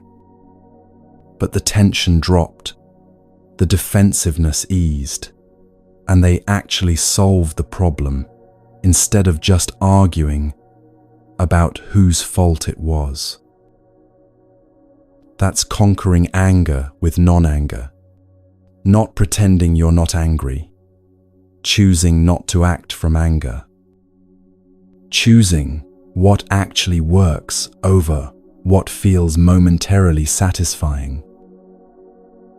The sages who harm no one, who always control their bodies, they go to the unchanging place where, having gone, they don't grieve.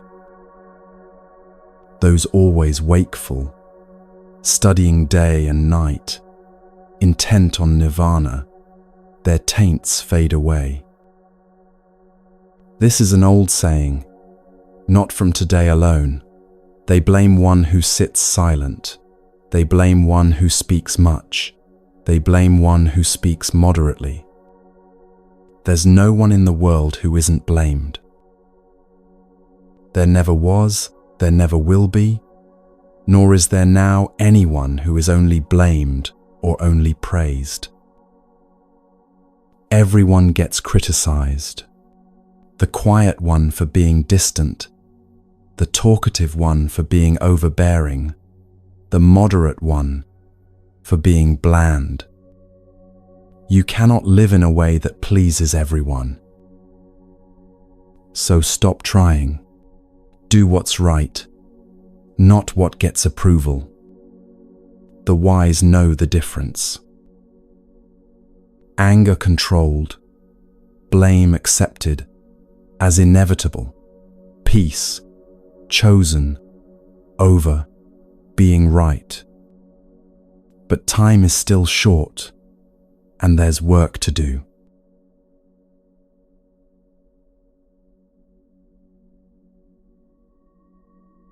You stand at death's door, the Buddha said. You're about to travel far, and you have no provisions for the journey. Make an island for yourself. Strive quickly. Be wise.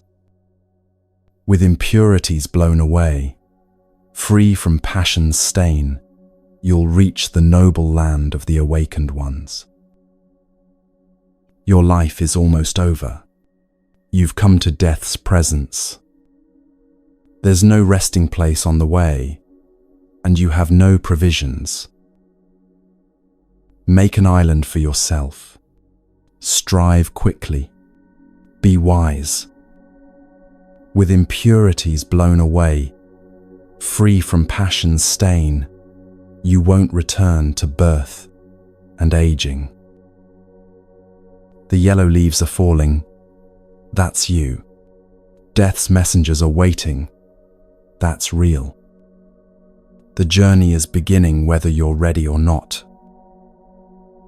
Not meant to terrify you into panic. Meant to wake you from the comfortable delusion that you have unlimited time to figure things out. Someone once put off every important thing, the difficult conversations, the meaningful work, the vulnerable connections, thinking they'd get to it eventually. Then they got a diagnosis that changed eventually to maybe 6 months. Suddenly, the unimportant fell away. The grudges they'd been nursing, irrelevant. The career achievements they'd been chasing, meaningless. What mattered became crystalline clear, being present with people they loved, saying what needed saying, making peace with their own story. They built the island in 6 months that they could have been building all along. And when the end came, they were ready. Not because they'd finished everything, because they'd done what actually mattered. Little by little, moment by moment, the Buddha taught. The wise one removes impurities from themselves, like a silversmith removing dross from silver. The silversmith doesn't blast the silver with maximum heat all at once. That would destroy it. They apply steady, measured heat, watching carefully, removing each impurity as it rises to the surface. Your work is the same, not dramatic purification through extreme measures, patient, consistent effort over time. Each moment of awareness, each choice toward kindness, each time you catch a harmful pattern and redirect it. One impurity at a time, one day at a time. The work of a lifetime. As rust arising from iron eats away the iron itself, the Buddha said, so one's own deeds lead the transgressor to a bad destination. The rust comes from the iron. It's not applied from outside. It's the iron corrupting itself through its own nature, interacting with air and water. That's how our harmful patterns work. No one makes you resentful. You generate resentment. No one makes you greedy.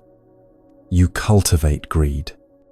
The corruption comes from within, and it destroys from within. Non-recitation is the rust of mantras, the Buddha taught. Non-maintenance is the rust of houses. Laziness is the rust of beauty. Negligence is the rust of the watchful. Misconduct is a woman's flaw. Stinginess is a giver's flaw. Bad qualities are flaws in this world and the next. But worse than all these flaws is ignorance, the worst flaw of all. Life is easy for the shameless, the Buddha said, who is as bold as a crow, a backbiter, arrogant, reckless, corrupt. But life is hard for one who has a sense of shame, always seeks purity, is detached and not reckless, lives purely and with insight. True, it's easier to lie, cheat, take shortcuts, ignore consequences. Easier in the short term anyway. In the long term, the shameless person builds a life like a house on quicksand, looks fine until tested, then everything collapses. Whoever destroys life, speaks falsely, takes what isn't given, goes to another's wife, indulges in intoxicating drink, such a one digs up their own roots right here in this world. Know this, the uncontrolled are in a bad state. Don't let greed and wrongdoing oppress you to long suffering. People give according to their faith and satisfaction, the Buddha said. If you're upset about others' food and drink, you won't reach concentration by day or night. But if you've cut off, destroyed, and eliminated such upset, you reach concentration by day or night. Stop comparing. Stop scorekeeping. Stop being disturbed by what others have or don't have. That disturbance is another chain binding you. Impurities removed through patient effort, one at a time, like silver, becoming pure. But what about the path itself? How do you walk it?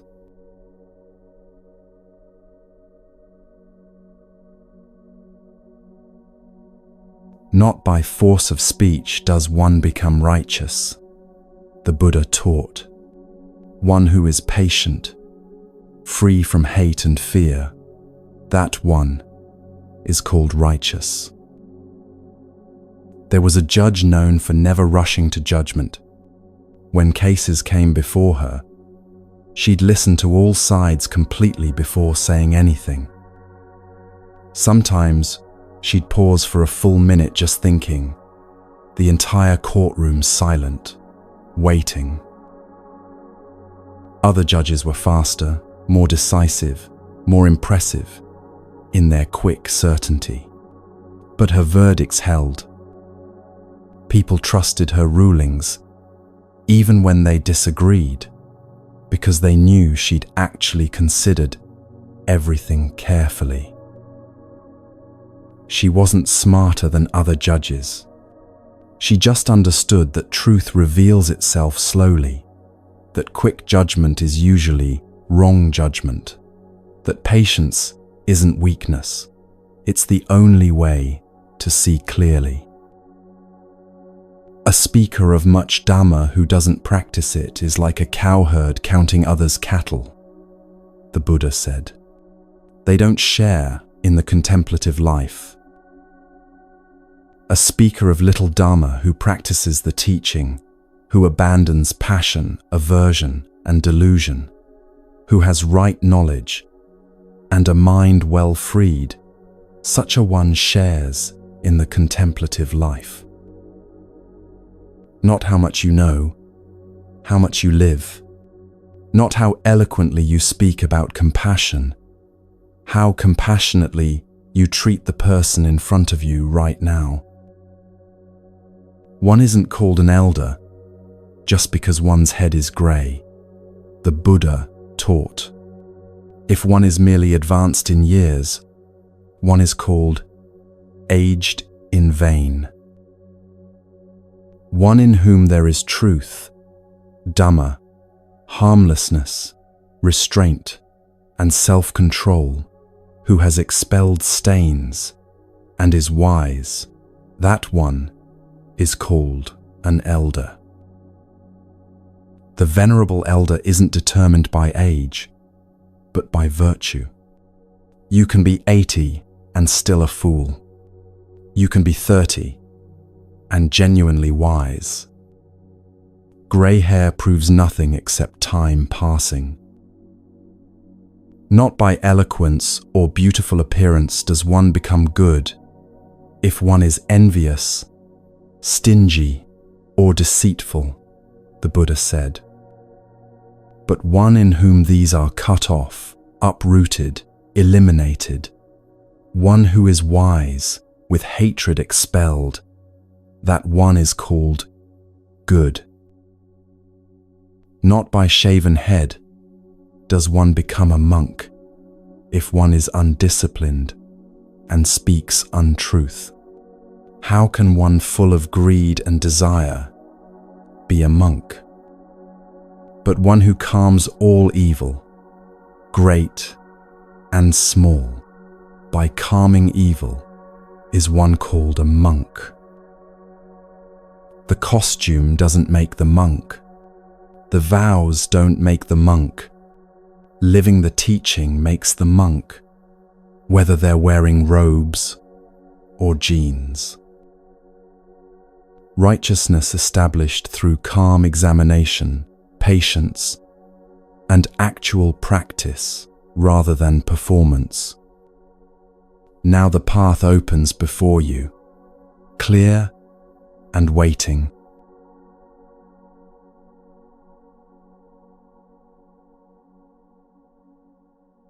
Best of paths is the eightfold path the Buddha taught.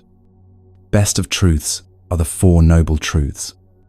Best of qualities is freedom from passion. Best of two-footed beings is one who sees. This is the path. There's no other for purity of vision. Follow this path and you'll bewilder death itself. Following this path, you'll make an end of suffering. I've proclaimed this path, having known the removal of suffering's arrows. You yourself must strive. The awakened ones only point the way. Those who meditate and enter the path are freed from the bonds of death. The Eightfold Path isn't a ladder you climb or a test you pass. Think of it as 8 companions walking beside you, each one helping in a different way.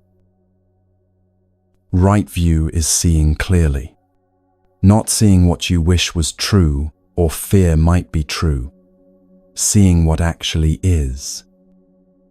It's sitting at breakfast and noticing, I'm angry, and the anger is real, but I'm not the anger. It's watching your thoughts arise and pass like clouds, instead of believing every story they tell. Right intention is choosing your direction, not being blown by every wind of circumstance, but knowing, this is where I'm headed. Intention toward renunciation, letting go of harmful attachments. Intention toward goodwill, wishing others well, even when it's hard. Intention toward harmlessness, choosing not to hurt when you have the power to hurt. Right speech is understanding that words are actions with consequences. The cruel joke that lands like a punch.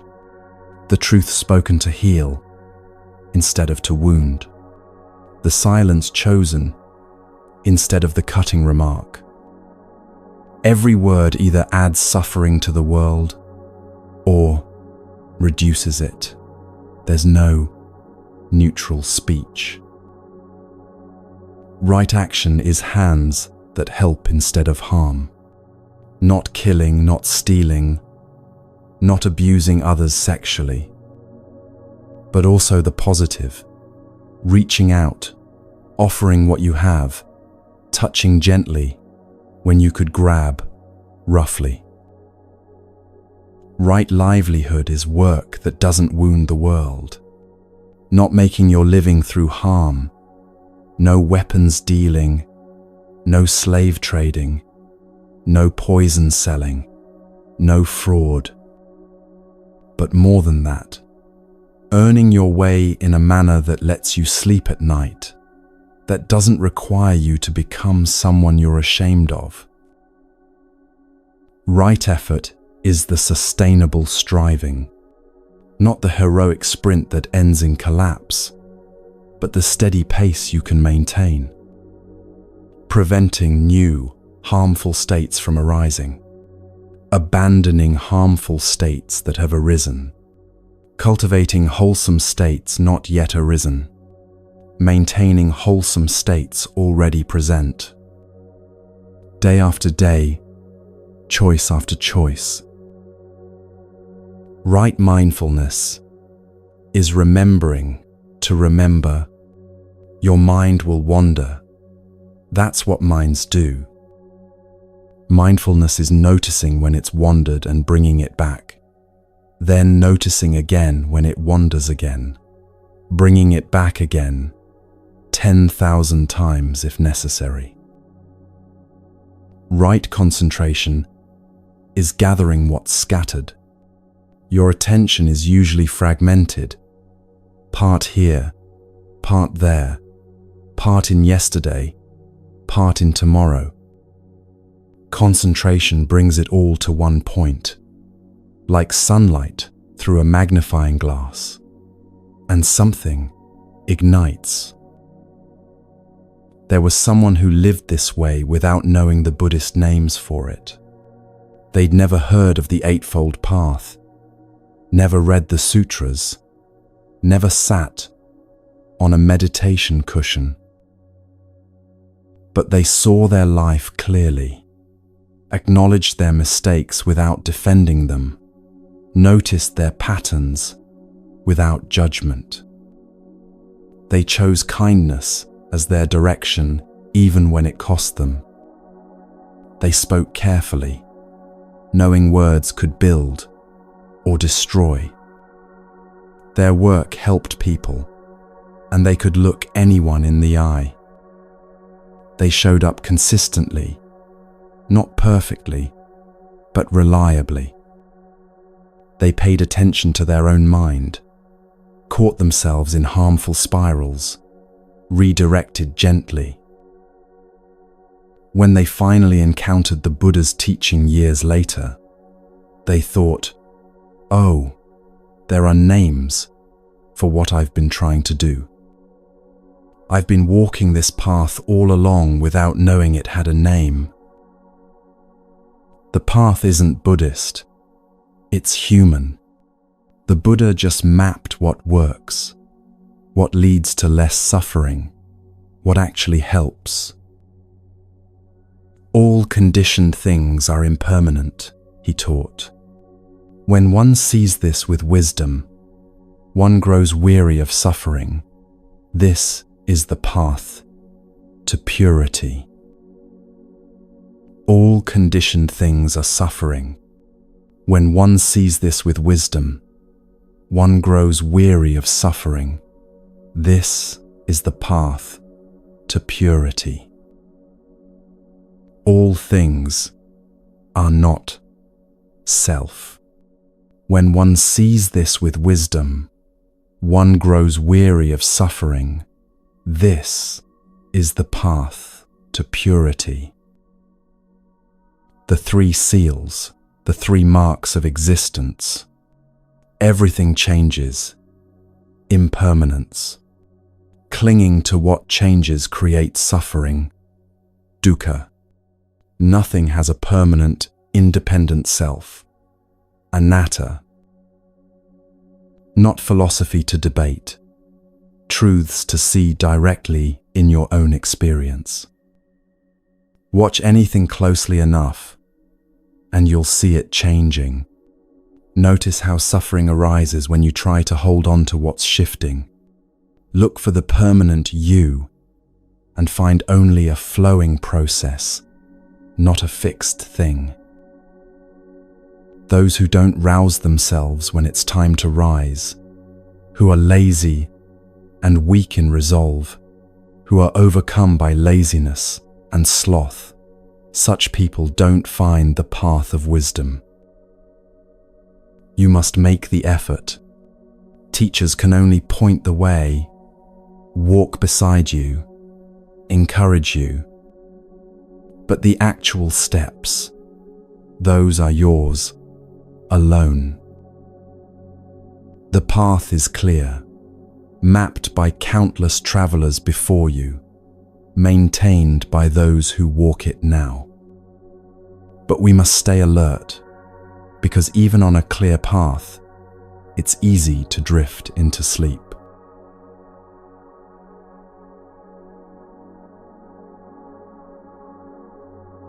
One who gives in to heedlessness in slight things, who delights in slight things, who doesn't remember the goal, such a one grows in craving, like a creeper in the forest. But one who is mindful, who contemplates constantly, who cultivates what should be cultivated, such a one's craving fades away. The difference between small pleasure and great joy isn't obvious at first. Small pleasure is immediate, easy, available. Great joy takes time, effort, sacrifice of the immediate for the lasting. There was someone who loved their evenings of television, wine, and snacks. Nothing wrong with any of it individually. But 4 hours every night, for years, they realized they'd traded their evenings for numbness. They wanted to write, had wanted to for decades. But writing required being present, being alert, being vulnerable. The wine made that impossible. The television filled the space where writing could happen. The snacks were just another distraction. So they stopped. Not forever, not as punishment, just stopped automatically, reaching for those things every single night. The first weeks were uncomfortable. The evenings felt long and empty. They didn't know what to do with themselves without their usual routine. But then they started writing. Badly at first, painfully. But something was coming alive that had been dormant for years. 6 months later, they'd finished a manuscript they'd been planning to write someday for 20 years. The joy of that, seeing something complete, something real, something they'd actually done instead of just talked about, made the pleasure of those nightly escapes seem thin and hollow in comparison.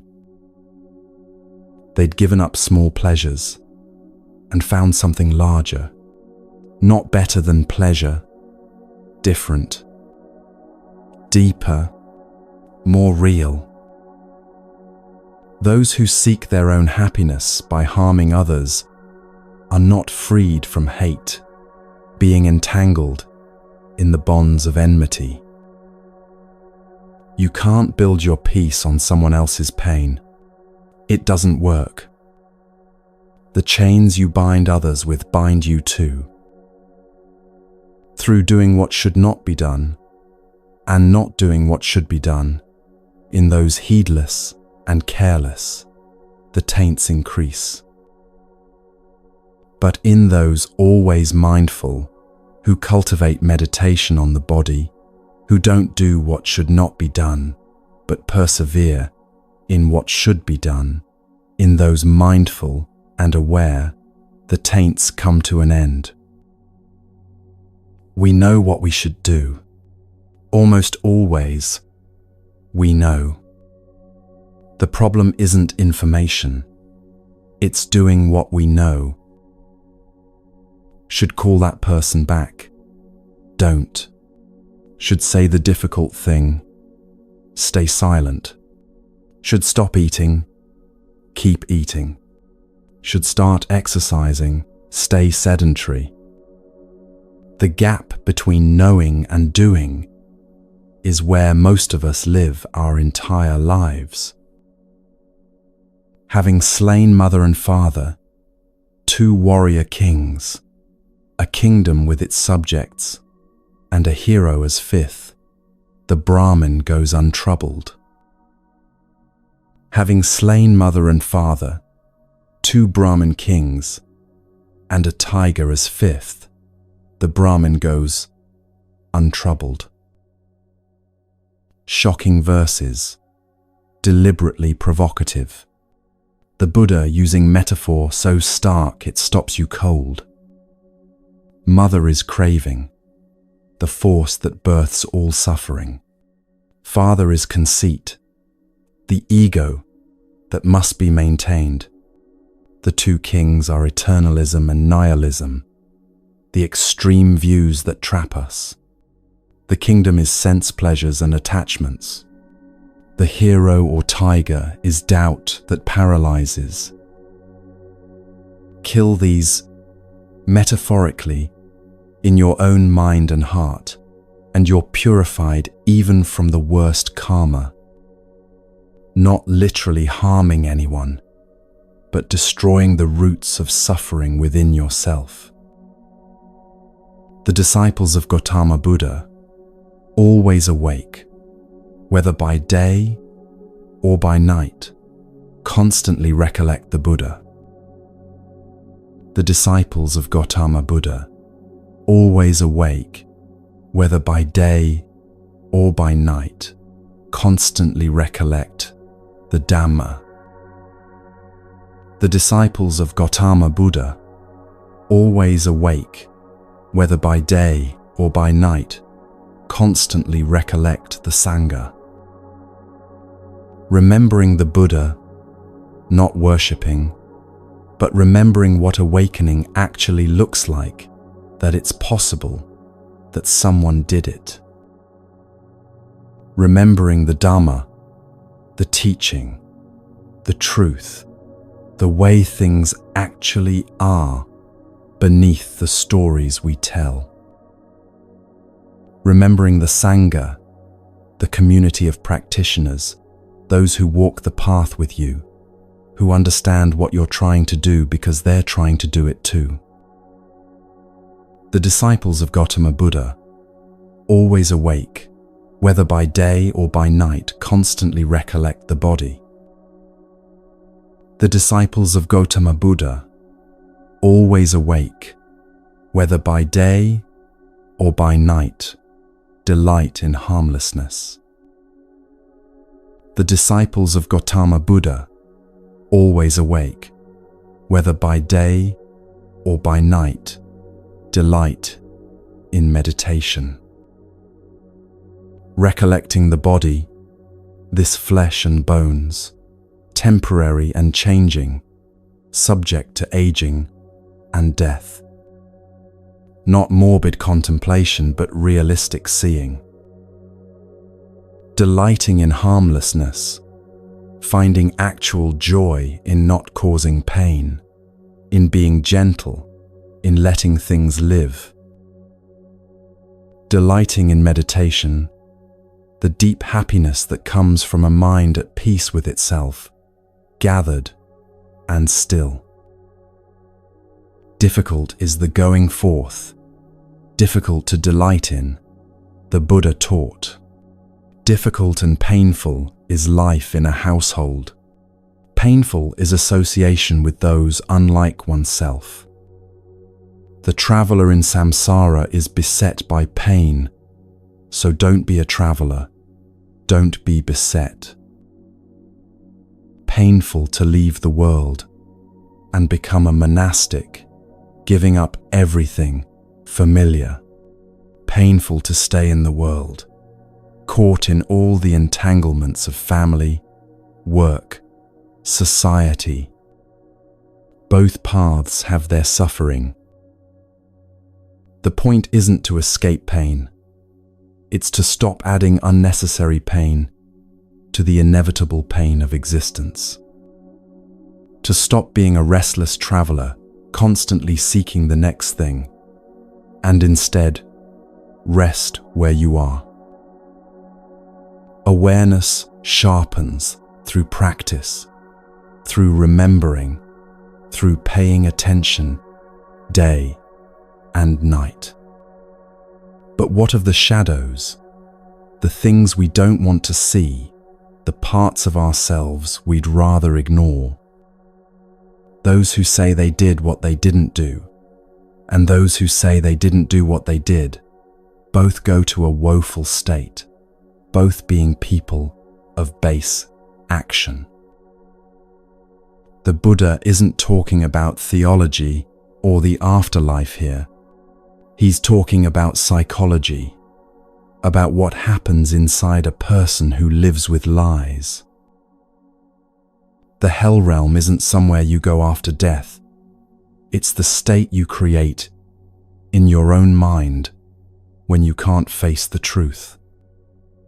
When your whole life becomes a performance, a cover-up, an endless defense against being found out.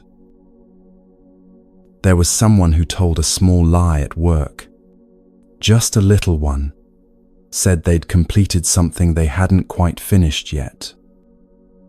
No big deal, they'd finish it soon anyway. But their boss mentioned the completed project to someone else. Now that person was expecting deliverables based on work that didn't exist. So another lie to cover the timing, another to explain the delay. Each lie requiring more lies to support it, like a house of cards where every new card makes the whole structure more fragile. 6 months later, they were maintaining an elaborate fiction involving fake emails, backdated documents, and carefully managed conversations. They couldn't sleep well, couldn't relax.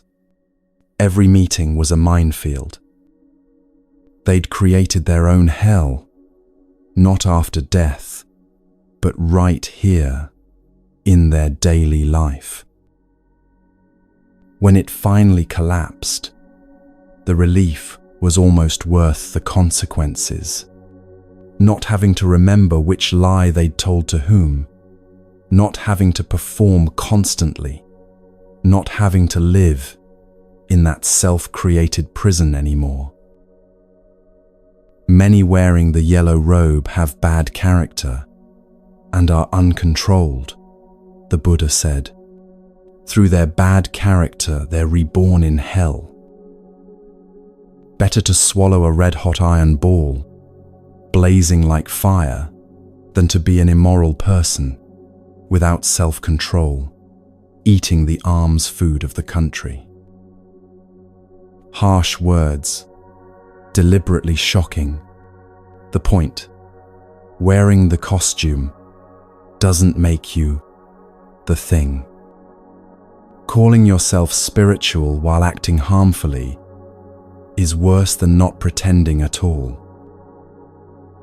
The yellow robe, the meditation cushion, the spiritual books on your shelf, none of it means anything if your actual life contradicts it.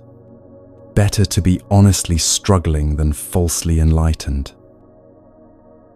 4 things befall a heedless person who commits adultery with another's spouse, the Buddha taught. Acquisition of demerit, troubled sleep, blame from others, and rebirth in hell. There's acquisition of demerit and a bad destination. Brief is the pleasure of the frightened with the frightened. The king imposes a harsh punishment. Therefore, one should not commit adultery with another's spouse. Not moralizing for its own sake. Practical ethics. These are the actual consequences that follow the action like shadows follow a body. The demerit is the weight you carry in your own conscience. The troubled sleep is the anxiety of being found out. The blame is the loss of trust and reputation. The hell is the destruction of multiple lives. Your own, your partner's, the other person, their partner.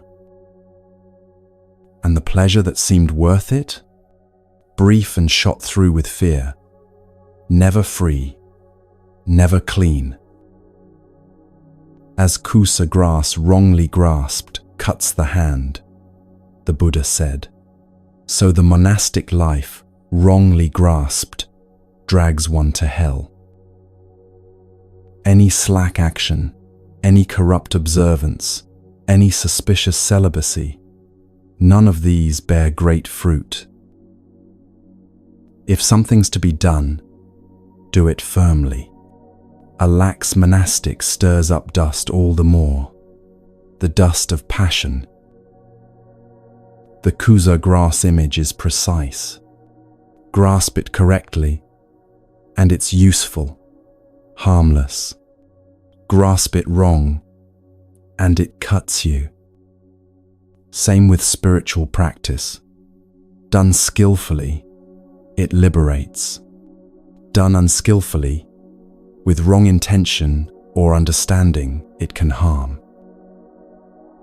Someone who meditates to escape their problems rather than face them isn't practicing. They're just finding a new form of avoidance. Someone who uses spiritual concepts to bypass genuine emotion or responsibility isn't growing. They're just building a prettier prison. Better not to do a bad deed, for it torments you afterward, the Buddha taught. Better to do a good deed, for you don't regret it afterward. Like a frontier city guarded inside and out, so you should guard yourself.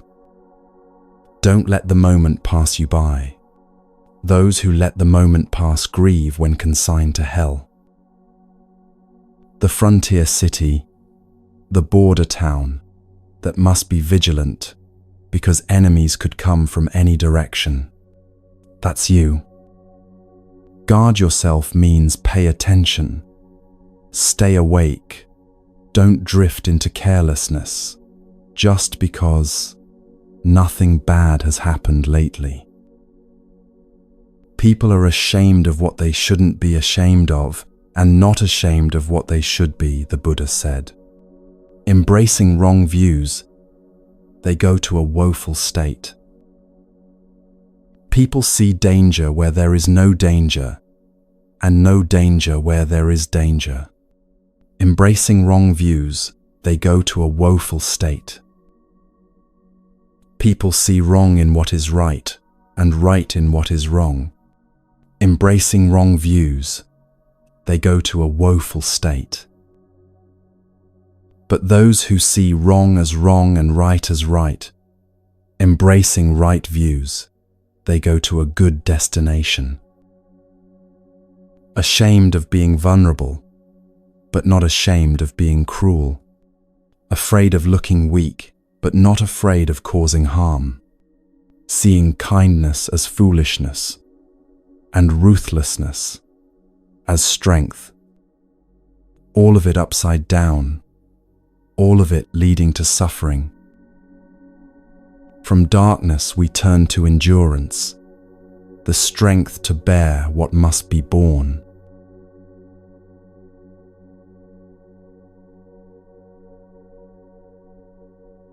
I will endure abuse like an elephant in battle endures arrows shot from a bow, the Buddha said. Most people are undisciplined. They lead a tamed elephant into battle. The king mounts a tamed elephant. Best among human beings is the tamed one who endures abuse.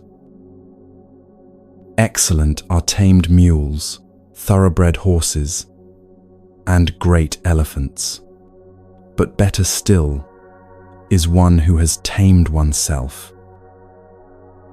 The elephant in battle stands firm, while arrows rain down, not because it doesn't feel them, because it's been trained to endure without fleeing or attacking wildly. That's the strength the Buddha is pointing to, not invulnerability, disciplined response to inevitable pain.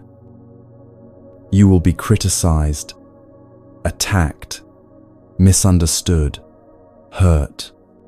The question isn't whether it happens, but how you meet it when it does.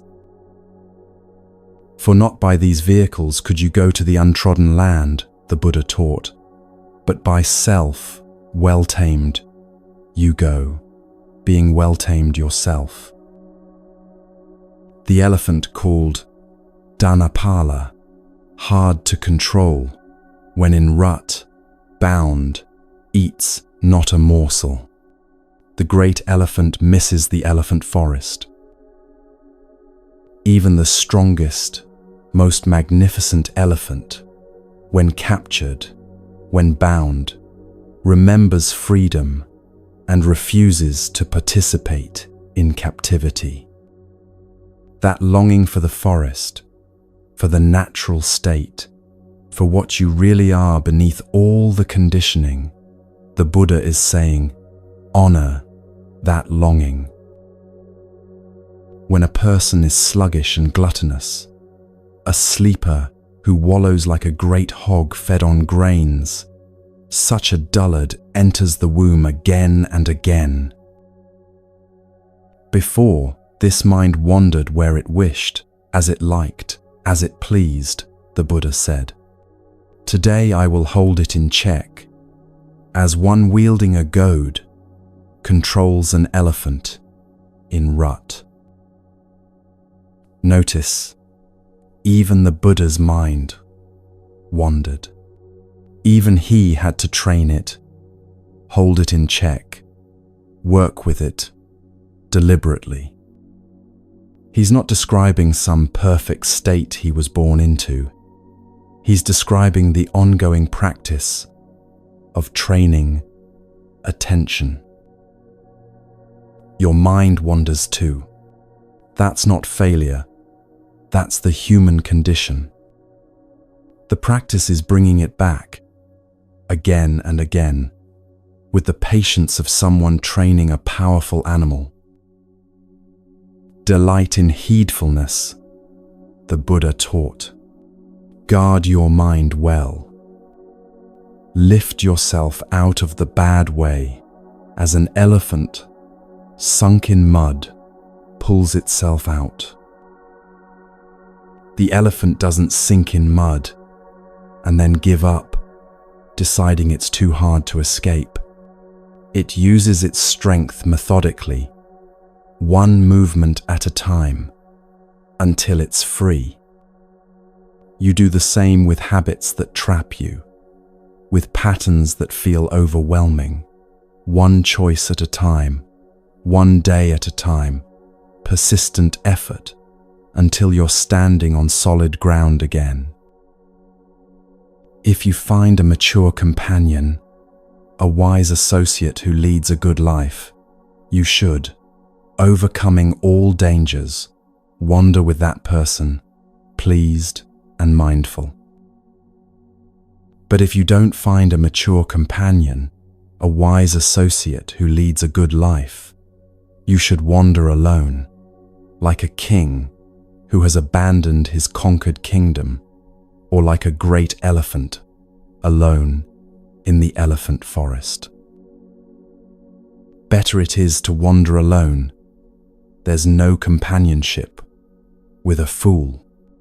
Wander alone and do no evil, free from care like a great elephant alone in the elephant forest. The great elephant alone, powerful, dignified, self-sufficient, not lonely because it needs no one, complete in itself.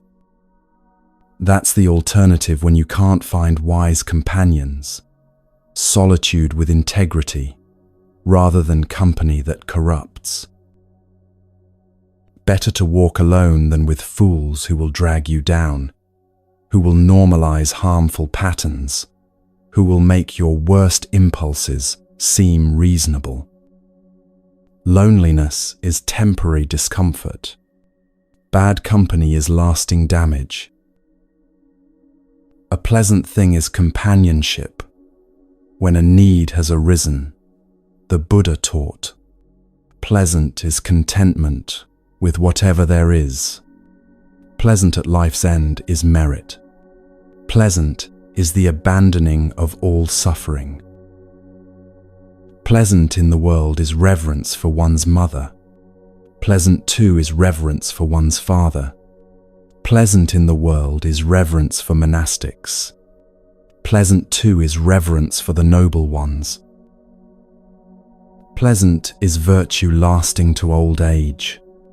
Pleasant is faith well established. Pleasant is attainment of wisdom. Pleasant is avoidance of evil deeds. These simple goods, friendship when needed, contentment with what is, parents honored, virtue maintained, wisdom gained, harm avoided.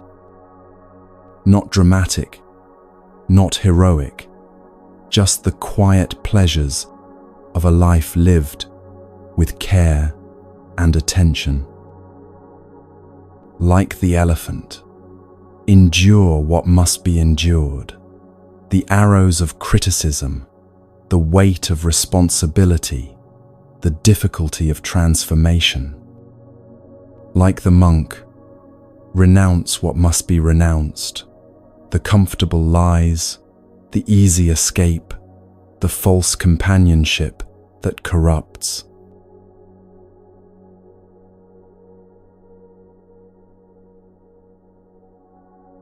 When a person doesn't practice meditation but lives devoted to pleasure, the Buddha taught, craving grows like a creeping vine. Such a one runs from birth to birth like a monkey in the forest searching for fruit. Whoever in the world is overcome by this wretched, clinging craving, their sorrows grow like birana grass after rain. But whoever in the world overcomes this wretched, clinging craving, so hard to overcome, sorrows fall away like water drops from a lotus leaf. Craving is like a vine that starts small and innocent, just a little tendril wrapping around the trunk of your life. You barely notice it at first. Then it spreads, sending out runners in every direction, wrapping tighter, growing thicker, until one day you realize the vine has taken over completely, and the tree, your actual life, is being strangled. There was someone who realized they had a problem with shopping, not the buying itself, the craving that drove it. Every time they felt stressed, lonely, or bored, they'd buy something online. The anticipation of the package arriving would lift their mood temporarily. They tried to stop buying certain things, clothes, then electronics, then books, but the craving just moved to something else. It wasn't about the objects, it was about the momentary relief from discomfort. So they tried something different. Instead of cutting branches, they went for the root. They started sitting with the discomfort that triggered the shopping urge, feeling the boredom without reaching for distraction, experiencing the loneliness without trying to fill it with things. Brutal at first, the craving would scream for satisfaction. But gradually, like a fire without fuel, it weakened. Not because they'd developed iron willpower, because they'd stopped feeding the root. The monkey jumps from tree to tree, searching, always searching, never finding fruit that satisfies. That's what craving does. Keeps you moving, seeking, convinced the next thing will finally be enough. This is the blessing I tell you, the Buddha said. All of you gathered here, dig up the root of craving like one digging up birana grass for its fragrant root. Don't let death crush you again and again, like a flood crushing a reed. The birana grass has bitter leaves, but a sweet-smelling root. You have to dig through the unpleasant surface to get to what's valuable underneath. Same with craving. You have to go through the discomfort of not satisfying it to reach the freedom beneath. Just as a tree, though cut down, sprouts again if its root is strong and undamaged, so suffering returns again and again if craving's tendency is not completely uprooted. You can cut down the manifestations of craving 1,000 times. Stop drinking but start eating compulsively. Stop eating compulsively but start overworking. Stop overworking but start endlessly scrolling. The root remains intact, sending up new shoots wherever you're not looking. The 36 streams of craving flowing toward pleasure overwhelm a person of wrong views, the Buddha taught. The currents, thoughts based on passion, carry such a one away. 36 rivers of desire, wanting things to be different than they are, wanting more of what feels good, wanting less of what feels bad, wanting to be someone else, somewhere else, some other time. All flowing, all pulling, all trying to sweep you away from where you actually are. The streams flow everywhere. The creeper sprouts and spreads. Seeing the creeper that has arisen, cut the root with wisdom. Beings flow toward pleasures, the Buddha said, seeking delights. Such people, subject to birth and aging, just see them, caught in the current of craving. People caught in craving run about like a hunted hare, bound by fetters and bonds. They return to suffering again and again for a long time. The hare fleeing the hunter, pure panic, no strategy, just running. That's beings fleeing their own craving, which is impossible because you can't outrun what's inside you. The faster you run, the more exhausted you become, and the craving is still there, waiting. People caught in craving run about like a hunted hare. Therefore, one wanting freedom from passion should remove craving from oneself. Someone free from the forest of craving returns to the forest again. Just look at that person. Though free, they run back to bondage. The saddest case, someone who has tasted freedom, who knows what it's like to be free from craving, who then voluntarily walks back into prison. Was free, returned to prison. The Buddha's words are stark because the situation is tragic. Why do people do it? Because freedom can be uncomfortable. It requires being present with everything, not just the pleasant, but the difficult, the boring, the painful. Craving offers the familiar comfort of having something to chase, someone to be, somewhere to get to.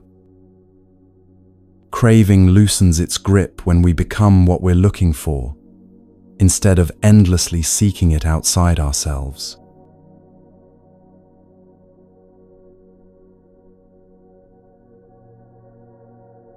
Good is restraint in the eye, the Buddha taught.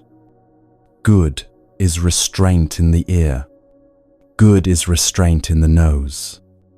Good is restraint in the tongue. Good is restraint in the body. Good is restraint in speech. Good is restraint in mind. Good is restraint everywhere. A monk restrained everywhere is freed from all suffering. Restraint doesn't mean repression. It means skillful relationship with the senses, not being controlled by every stimulus, every impulse, every passing desire. The monastic life is a metaphor available to everyone, not just people in robes. It's the choice to live with intention instead of habit, with awareness instead of autopilot, with commitment to what actually matters instead of drift. One who restrains hand and foot, restrains speech as well, delights in inner stillness, is content, solitary, at peace. That one I call a monk. There was someone with a regular job, a family, a mortgage, completely ordinary life, but they lived like a monk in the essential ways. They were careful with their words, spoke only when it added value. They didn't chase every pleasure that presented itself. They spent time in silence every day, just sitting, just being present. They were content with what they had instead of constantly wanting more. Their friends thought they were missing out on life, but they'd found something their friends were still searching for, a sense of enough, of being home in themselves, of not needing circumstances to be different to be okay. A monk who controls their tongue, speaks wisely, is gentle, explains the meaning and the letter of the teaching. Sweet is their speech. One who dwells in the Dhamma, delights in the Dhamma, meditates on the Dhamma, remembers the Dhamma well. Such a monk doesn't fall away from the true Dhamma. One shouldn't despise what one receives, nor envy others. A monk who envies others doesn't attain concentration. Even if receiving little, if a monk doesn't despise their gains, the gods praise such a one who lives purely and doesn't slacken effort. The hand without a wound can carry poison. The Buddha taught, poison doesn't affect one without a wound. There's no evil for one who doesn't do evil. If you're not creating harm, harm has nowhere to land in you.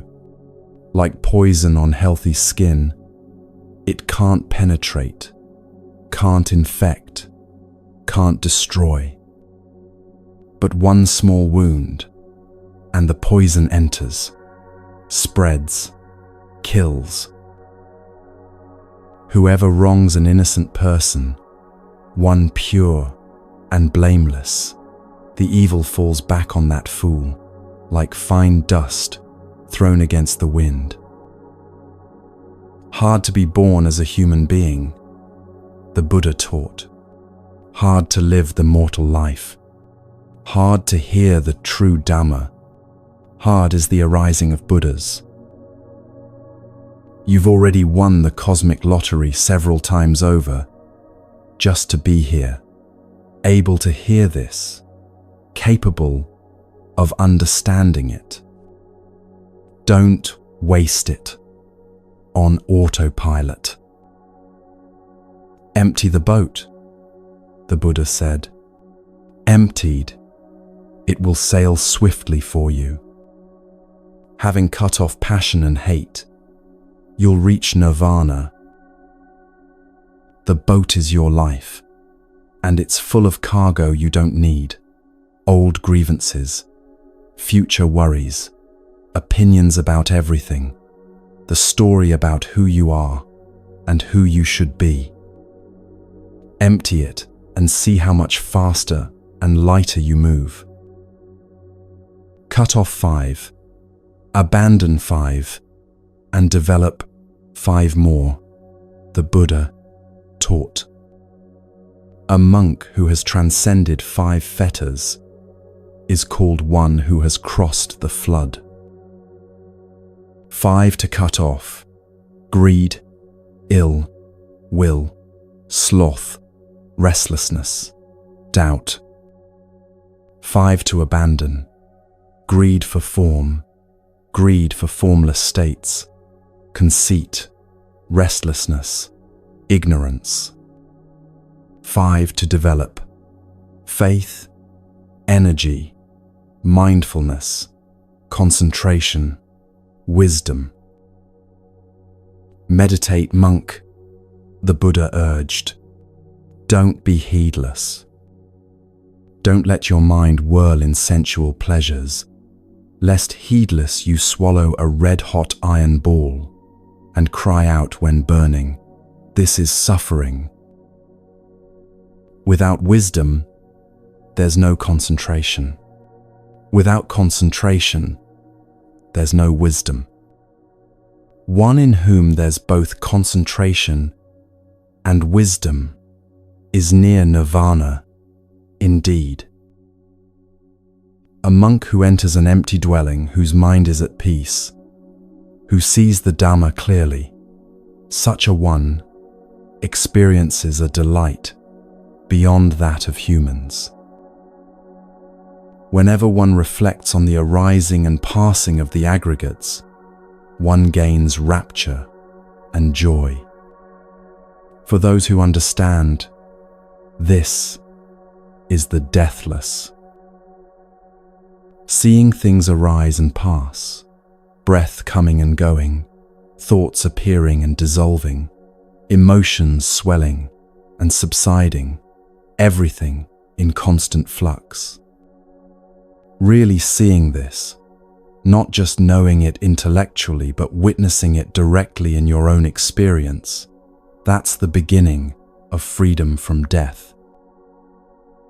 For a wise monk in this very teaching, this is the beginning, guarding the senses, contentment, restraint in the code of conduct, association with noble friends, whose livelihood is pure, who are not lazy. One should be hospitable and well-mannered. Then, full of joy, one will make an end of suffering. Just as the jasmine sheds its withered flowers, so monks shed passion and hate. Let the flowers fall, let the dead petals drop. Not by force, not by straining, just by being present as they naturally release their hold and drift away. The monk achieves freedom not by becoming someone else, but by releasing what was never truly theirs to begin with. What is this freedom called?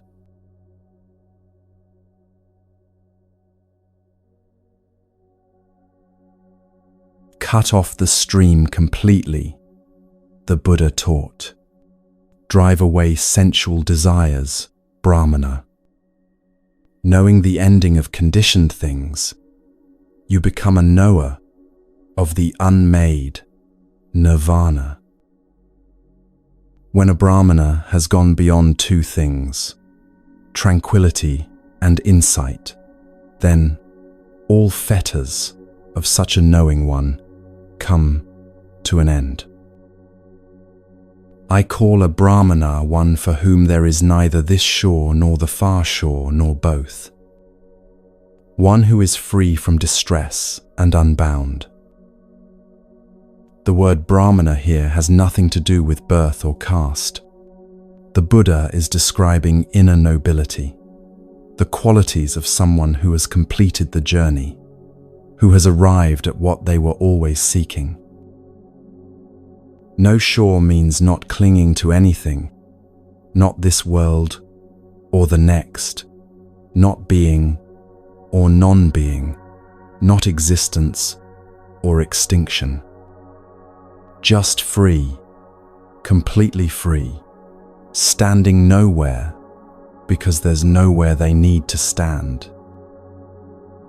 I call a Brahmana one who is meditative, free from blemish, settled, whose work is done, who is free from taints and has attained the highest goal. There was someone you might have met and not noticed anything special about them. They worked an ordinary job, lived in a regular house, wore normal clothes. But when you talked to them, something was different. They weren't trying to impress you or convince you of anything. They didn't need to be right or to win. When you spoke, they actually listened instead of just waiting for their turn to talk. When they spoke, their words came from somewhere real, not from script or performance. They'd clearly been through things, you could see it in their eyes, but they weren't carrying those things like weights anymore. More like they'd learned from them and set them down. The sun shines by day, the Buddha said. The moon glows by night. The warrior shines in armor. The Brahmana shines in meditation. But all day and all night, the Buddha shines in radiance. I call a Brahmana one who has banished evil, who is called a contemplative for being calm, who has left home by going forth, who has expelled all blemish. Because one has banished evil, one is called a Brahmana, the Buddha taught. Because one lives in peace, one is called a contemplative. By abandoning one's impurities, one is called one gone forth. The titles don't matter. What matters is the actual state of being they point to.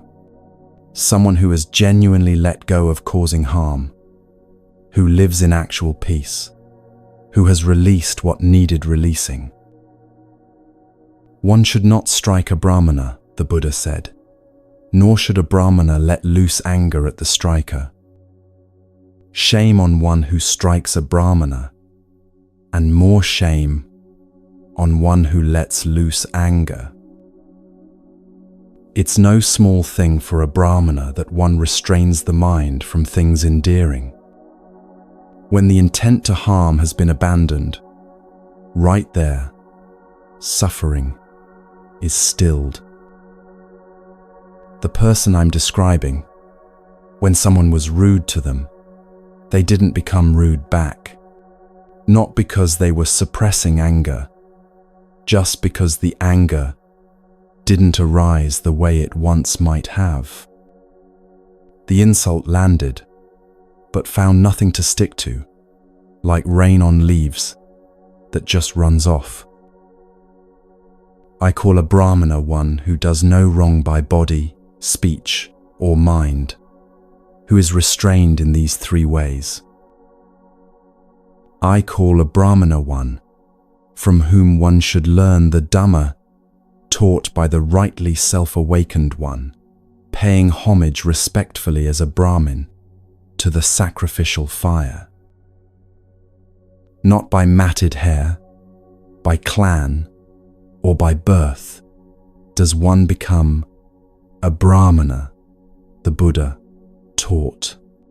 One in whom there is truth and Dhamma is pure, that one is a Brahmana. What use is your matted hair, you fool? What use your skin of deer? Inwardly you're full of greed, while outwardly you make yourself pure. The costume means nothing. You can wear robes or matted hair or designer clothes. None of it matters if your actual life contradicts what you're presenting. But someone wearing ordinary clothes, who lives with genuine integrity, who has done the inner work, that one is holy, whatever they're wearing. I call a Brahmana one wearing rag robes, lean, with veins showing, meditating alone in the forest. I don't call one a Brahmana for being born of a Brahmana mother or from Brahmana womb. If one has possessions, one is just called one who says, sir. I call a Brahmana one who is without possessions and without clinging. I call a Brahmana one who has cut all fetters and doesn't tremble, who has gone beyond bonds and is unbound. The person had let go of so much, not in a dramatic renunciation, just gradually, over years, releasing what didn't serve. The need to be admired, the need to accumulate, the need to be right, the need to have their version of the past validated. Each release made them lighter, freer, more present. I call a Brahmana one who has cut the strap and thong, the rope with its attachments, who has lifted the bar of the door and is awakened. I call a Brahmana one who, though innocent, endures abuse, beating, and binding, whose strength is patience, whose army is strength. I call a Brahmana one who is free from anger, observant of duties, virtuous, without craving, tamed, and in the final body. The final body, meaning this is the last time they'll be driven by unconscious craving into another life of suffering. They've finished the work. This life is completion, not preparation for another round.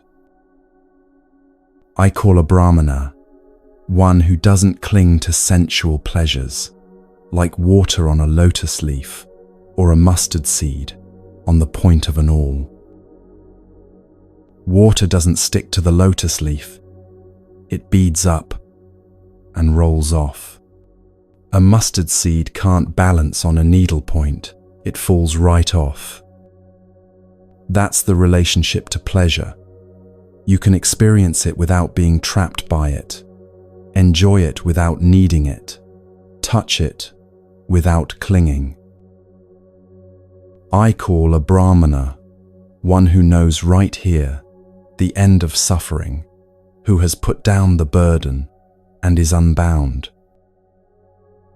I call a Brahmana one of deep discernment, wise, knowing the right and wrong path, who has attained the highest goal. The person knew things, but not from books alone. They knew from having walked through darkness and found the way out. When you asked them questions, they didn't quote texts. They spoke from direct experience, from having been lost and then found. I call a Brahmana one who associates with neither householders nor the homeless, who wanders without an abode, with few wants. I call a Brahmana one who has laid down the rod toward beings, firm and frail, who neither kills nor causes killing. I call a Brahmana one unopposed among the opposed, at peace among the armed, unclinging among those who cling. Unopposed among the opposed, not fighting those who fight, not hating those who hate, not playing the game everyone else is playing. Standing apart from the whole system of opposition and counter-opposition, finding peace in a world at war with itself. I call a Brahmana from whom passion, aversion, conceit, and contempt have fallen away like a mustard seed from the tip of an awl. I call a Brahmana one who would say what is instructive, true, and pleasing, who would offend no one with speech. I call a Brahmana one who takes nothing in the world that is not given, whether long or short, large or small, attractive or unattractive. I call a Brahmana one with no longings for this world or the next, who is longing free and unbound. No longings doesn't mean no preferences or no joy. It means not being driven by the desperate need for things to be other than they are. You can prefer sunshine to rain without suffering when it rains. You can hope for good outcomes without being destroyed when outcomes disappoint. I call a Brahmana one who has no attachments, who through knowledge has no uncertainties, who has reached the deathless. I call a Brahmana one who has gone beyond attachment here to both merit and evil, who is sorrowless, stainless, and pure. Gone beyond good and evil. This sounds shocking until you understand it. Not beyond ethics or morality, but beyond identifying as the good person versus the bad person. Beyond keeping score, beyond needing to prove goodness, beyond the whole system of self-judgment and self-congratulation. Just doing what's right because it's right, not because of what it makes you, or how it looks, or what reward it brings. I call a Brahmana one who is spotless, like the moon, pure, serene, and clear, in whom delight in being has been destroyed. Like the moon, pure, serene, clear, untroubled. Not because nothing difficult ever happens, but because nothing sticks, nothing stains, nothing permanently disturbs that fundamental clarity. The person had that quality. You could bring them your chaos, your drama, your emergency, and they'd help without absorbing it, without becoming it. Like the moon reflecting everything without being changed by what it reflects. I call a Brahmana one who has gone past this muddy, dangerous, difficult way of delusion and wandering, who has crossed over, gone beyond, who is meditative, desireless, undoubting, unclinging, and peaceful. I call a Brahmana one who here has abandoned sensuality, who would go forth homeless, in whom sensuality and being have been destroyed. I call a Brahmana one who here has abandoned craving, who would go forth homeless, in whom craving and being have been destroyed. I call a Brahmana one who has abandoned human bonds and gone beyond heavenly bonds, who is released from all bonds. Released from all bonds, not just the obvious chains, but the subtle ones too. Not just free from addiction to harmful things, but free from addiction to good things used badly. Not just beyond earthly attachments, but beyond spiritual attachments, beyond even the attachment to being free. I call a Brahmana one who has abandoned delight and displeasure, grown cool, without acquisitions, a hero who has conquered all the worlds.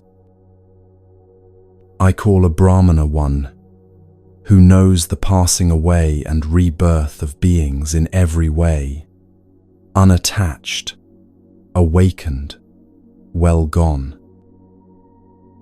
I call a Brahmana one whose course is unknown to devas, spirits, and humans, whose taints are ended, an arahant, whose course is unknown. You can't track their path because they're not following any pattern you recognize. Not random, but free. Not breaking rules arbitrarily, but responding freshly to each moment instead of running programs. I call a Brahmana one who has nothing before, behind, or in between, one who has nothing and clings to nothing. Nothing before, no past to defend or regret. Nothing behind, no future to anxiously control. Nothing in between, no present to grasp. Just here, just this, just now, without the weight of any of it. I call a Brahmana one who is a bull, splendid, heroic, a great sage, victorious, desireless, bathed, awakened. I call a Brahmana one who knows previous lives, sees heaven and hell, has reached the end of birth, who with higher knowledge has perfected perfection, a sage. This is what the Buddha saw under the Bodhi tree, his past lives, the whole cycle of birth and death, the way suffering perpetuates itself, and the way out. And in seeing it completely, he became free from it, completely. But notice, the Buddha isn't describing himself as unique, as impossibly other. He's describing qualities, states of being that are available. These 40 definitions aren't meant to make you feel distant from awakening. They're meant to show you what it looks like, what to aim for, what's actually possible for a human being.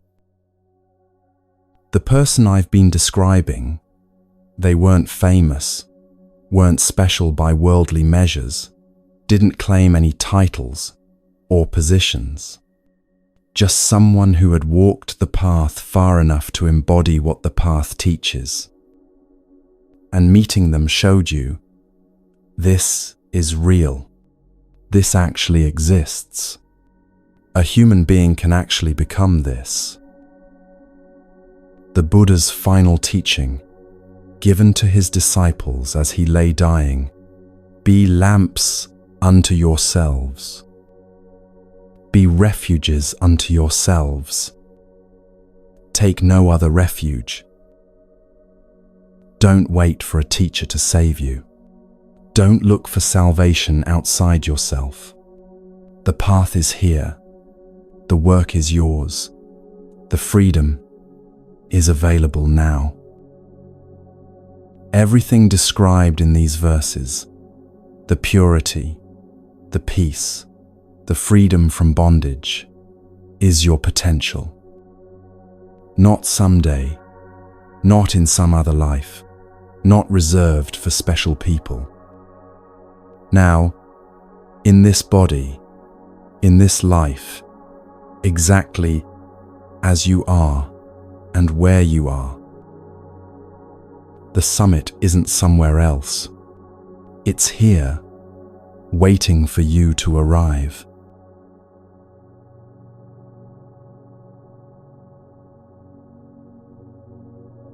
"3 hours ago, you began listening. Now you're here. Something may have shifted, or maybe nothing seems different at all. Both are fine. These teachings don't demand immediate transformation. They settle slowly, like sediment drifting to the bottom of still water. A student once asked their teacher, "I've heard all the teachings. What do I do now?" The teacher said nothing, just sat there, present and quiet. The silence itself was the answer. These words are companions you can return to whenever you need them. Not instructions to memorize, not tests to pass, just reminders of what you already know, somewhere deep down.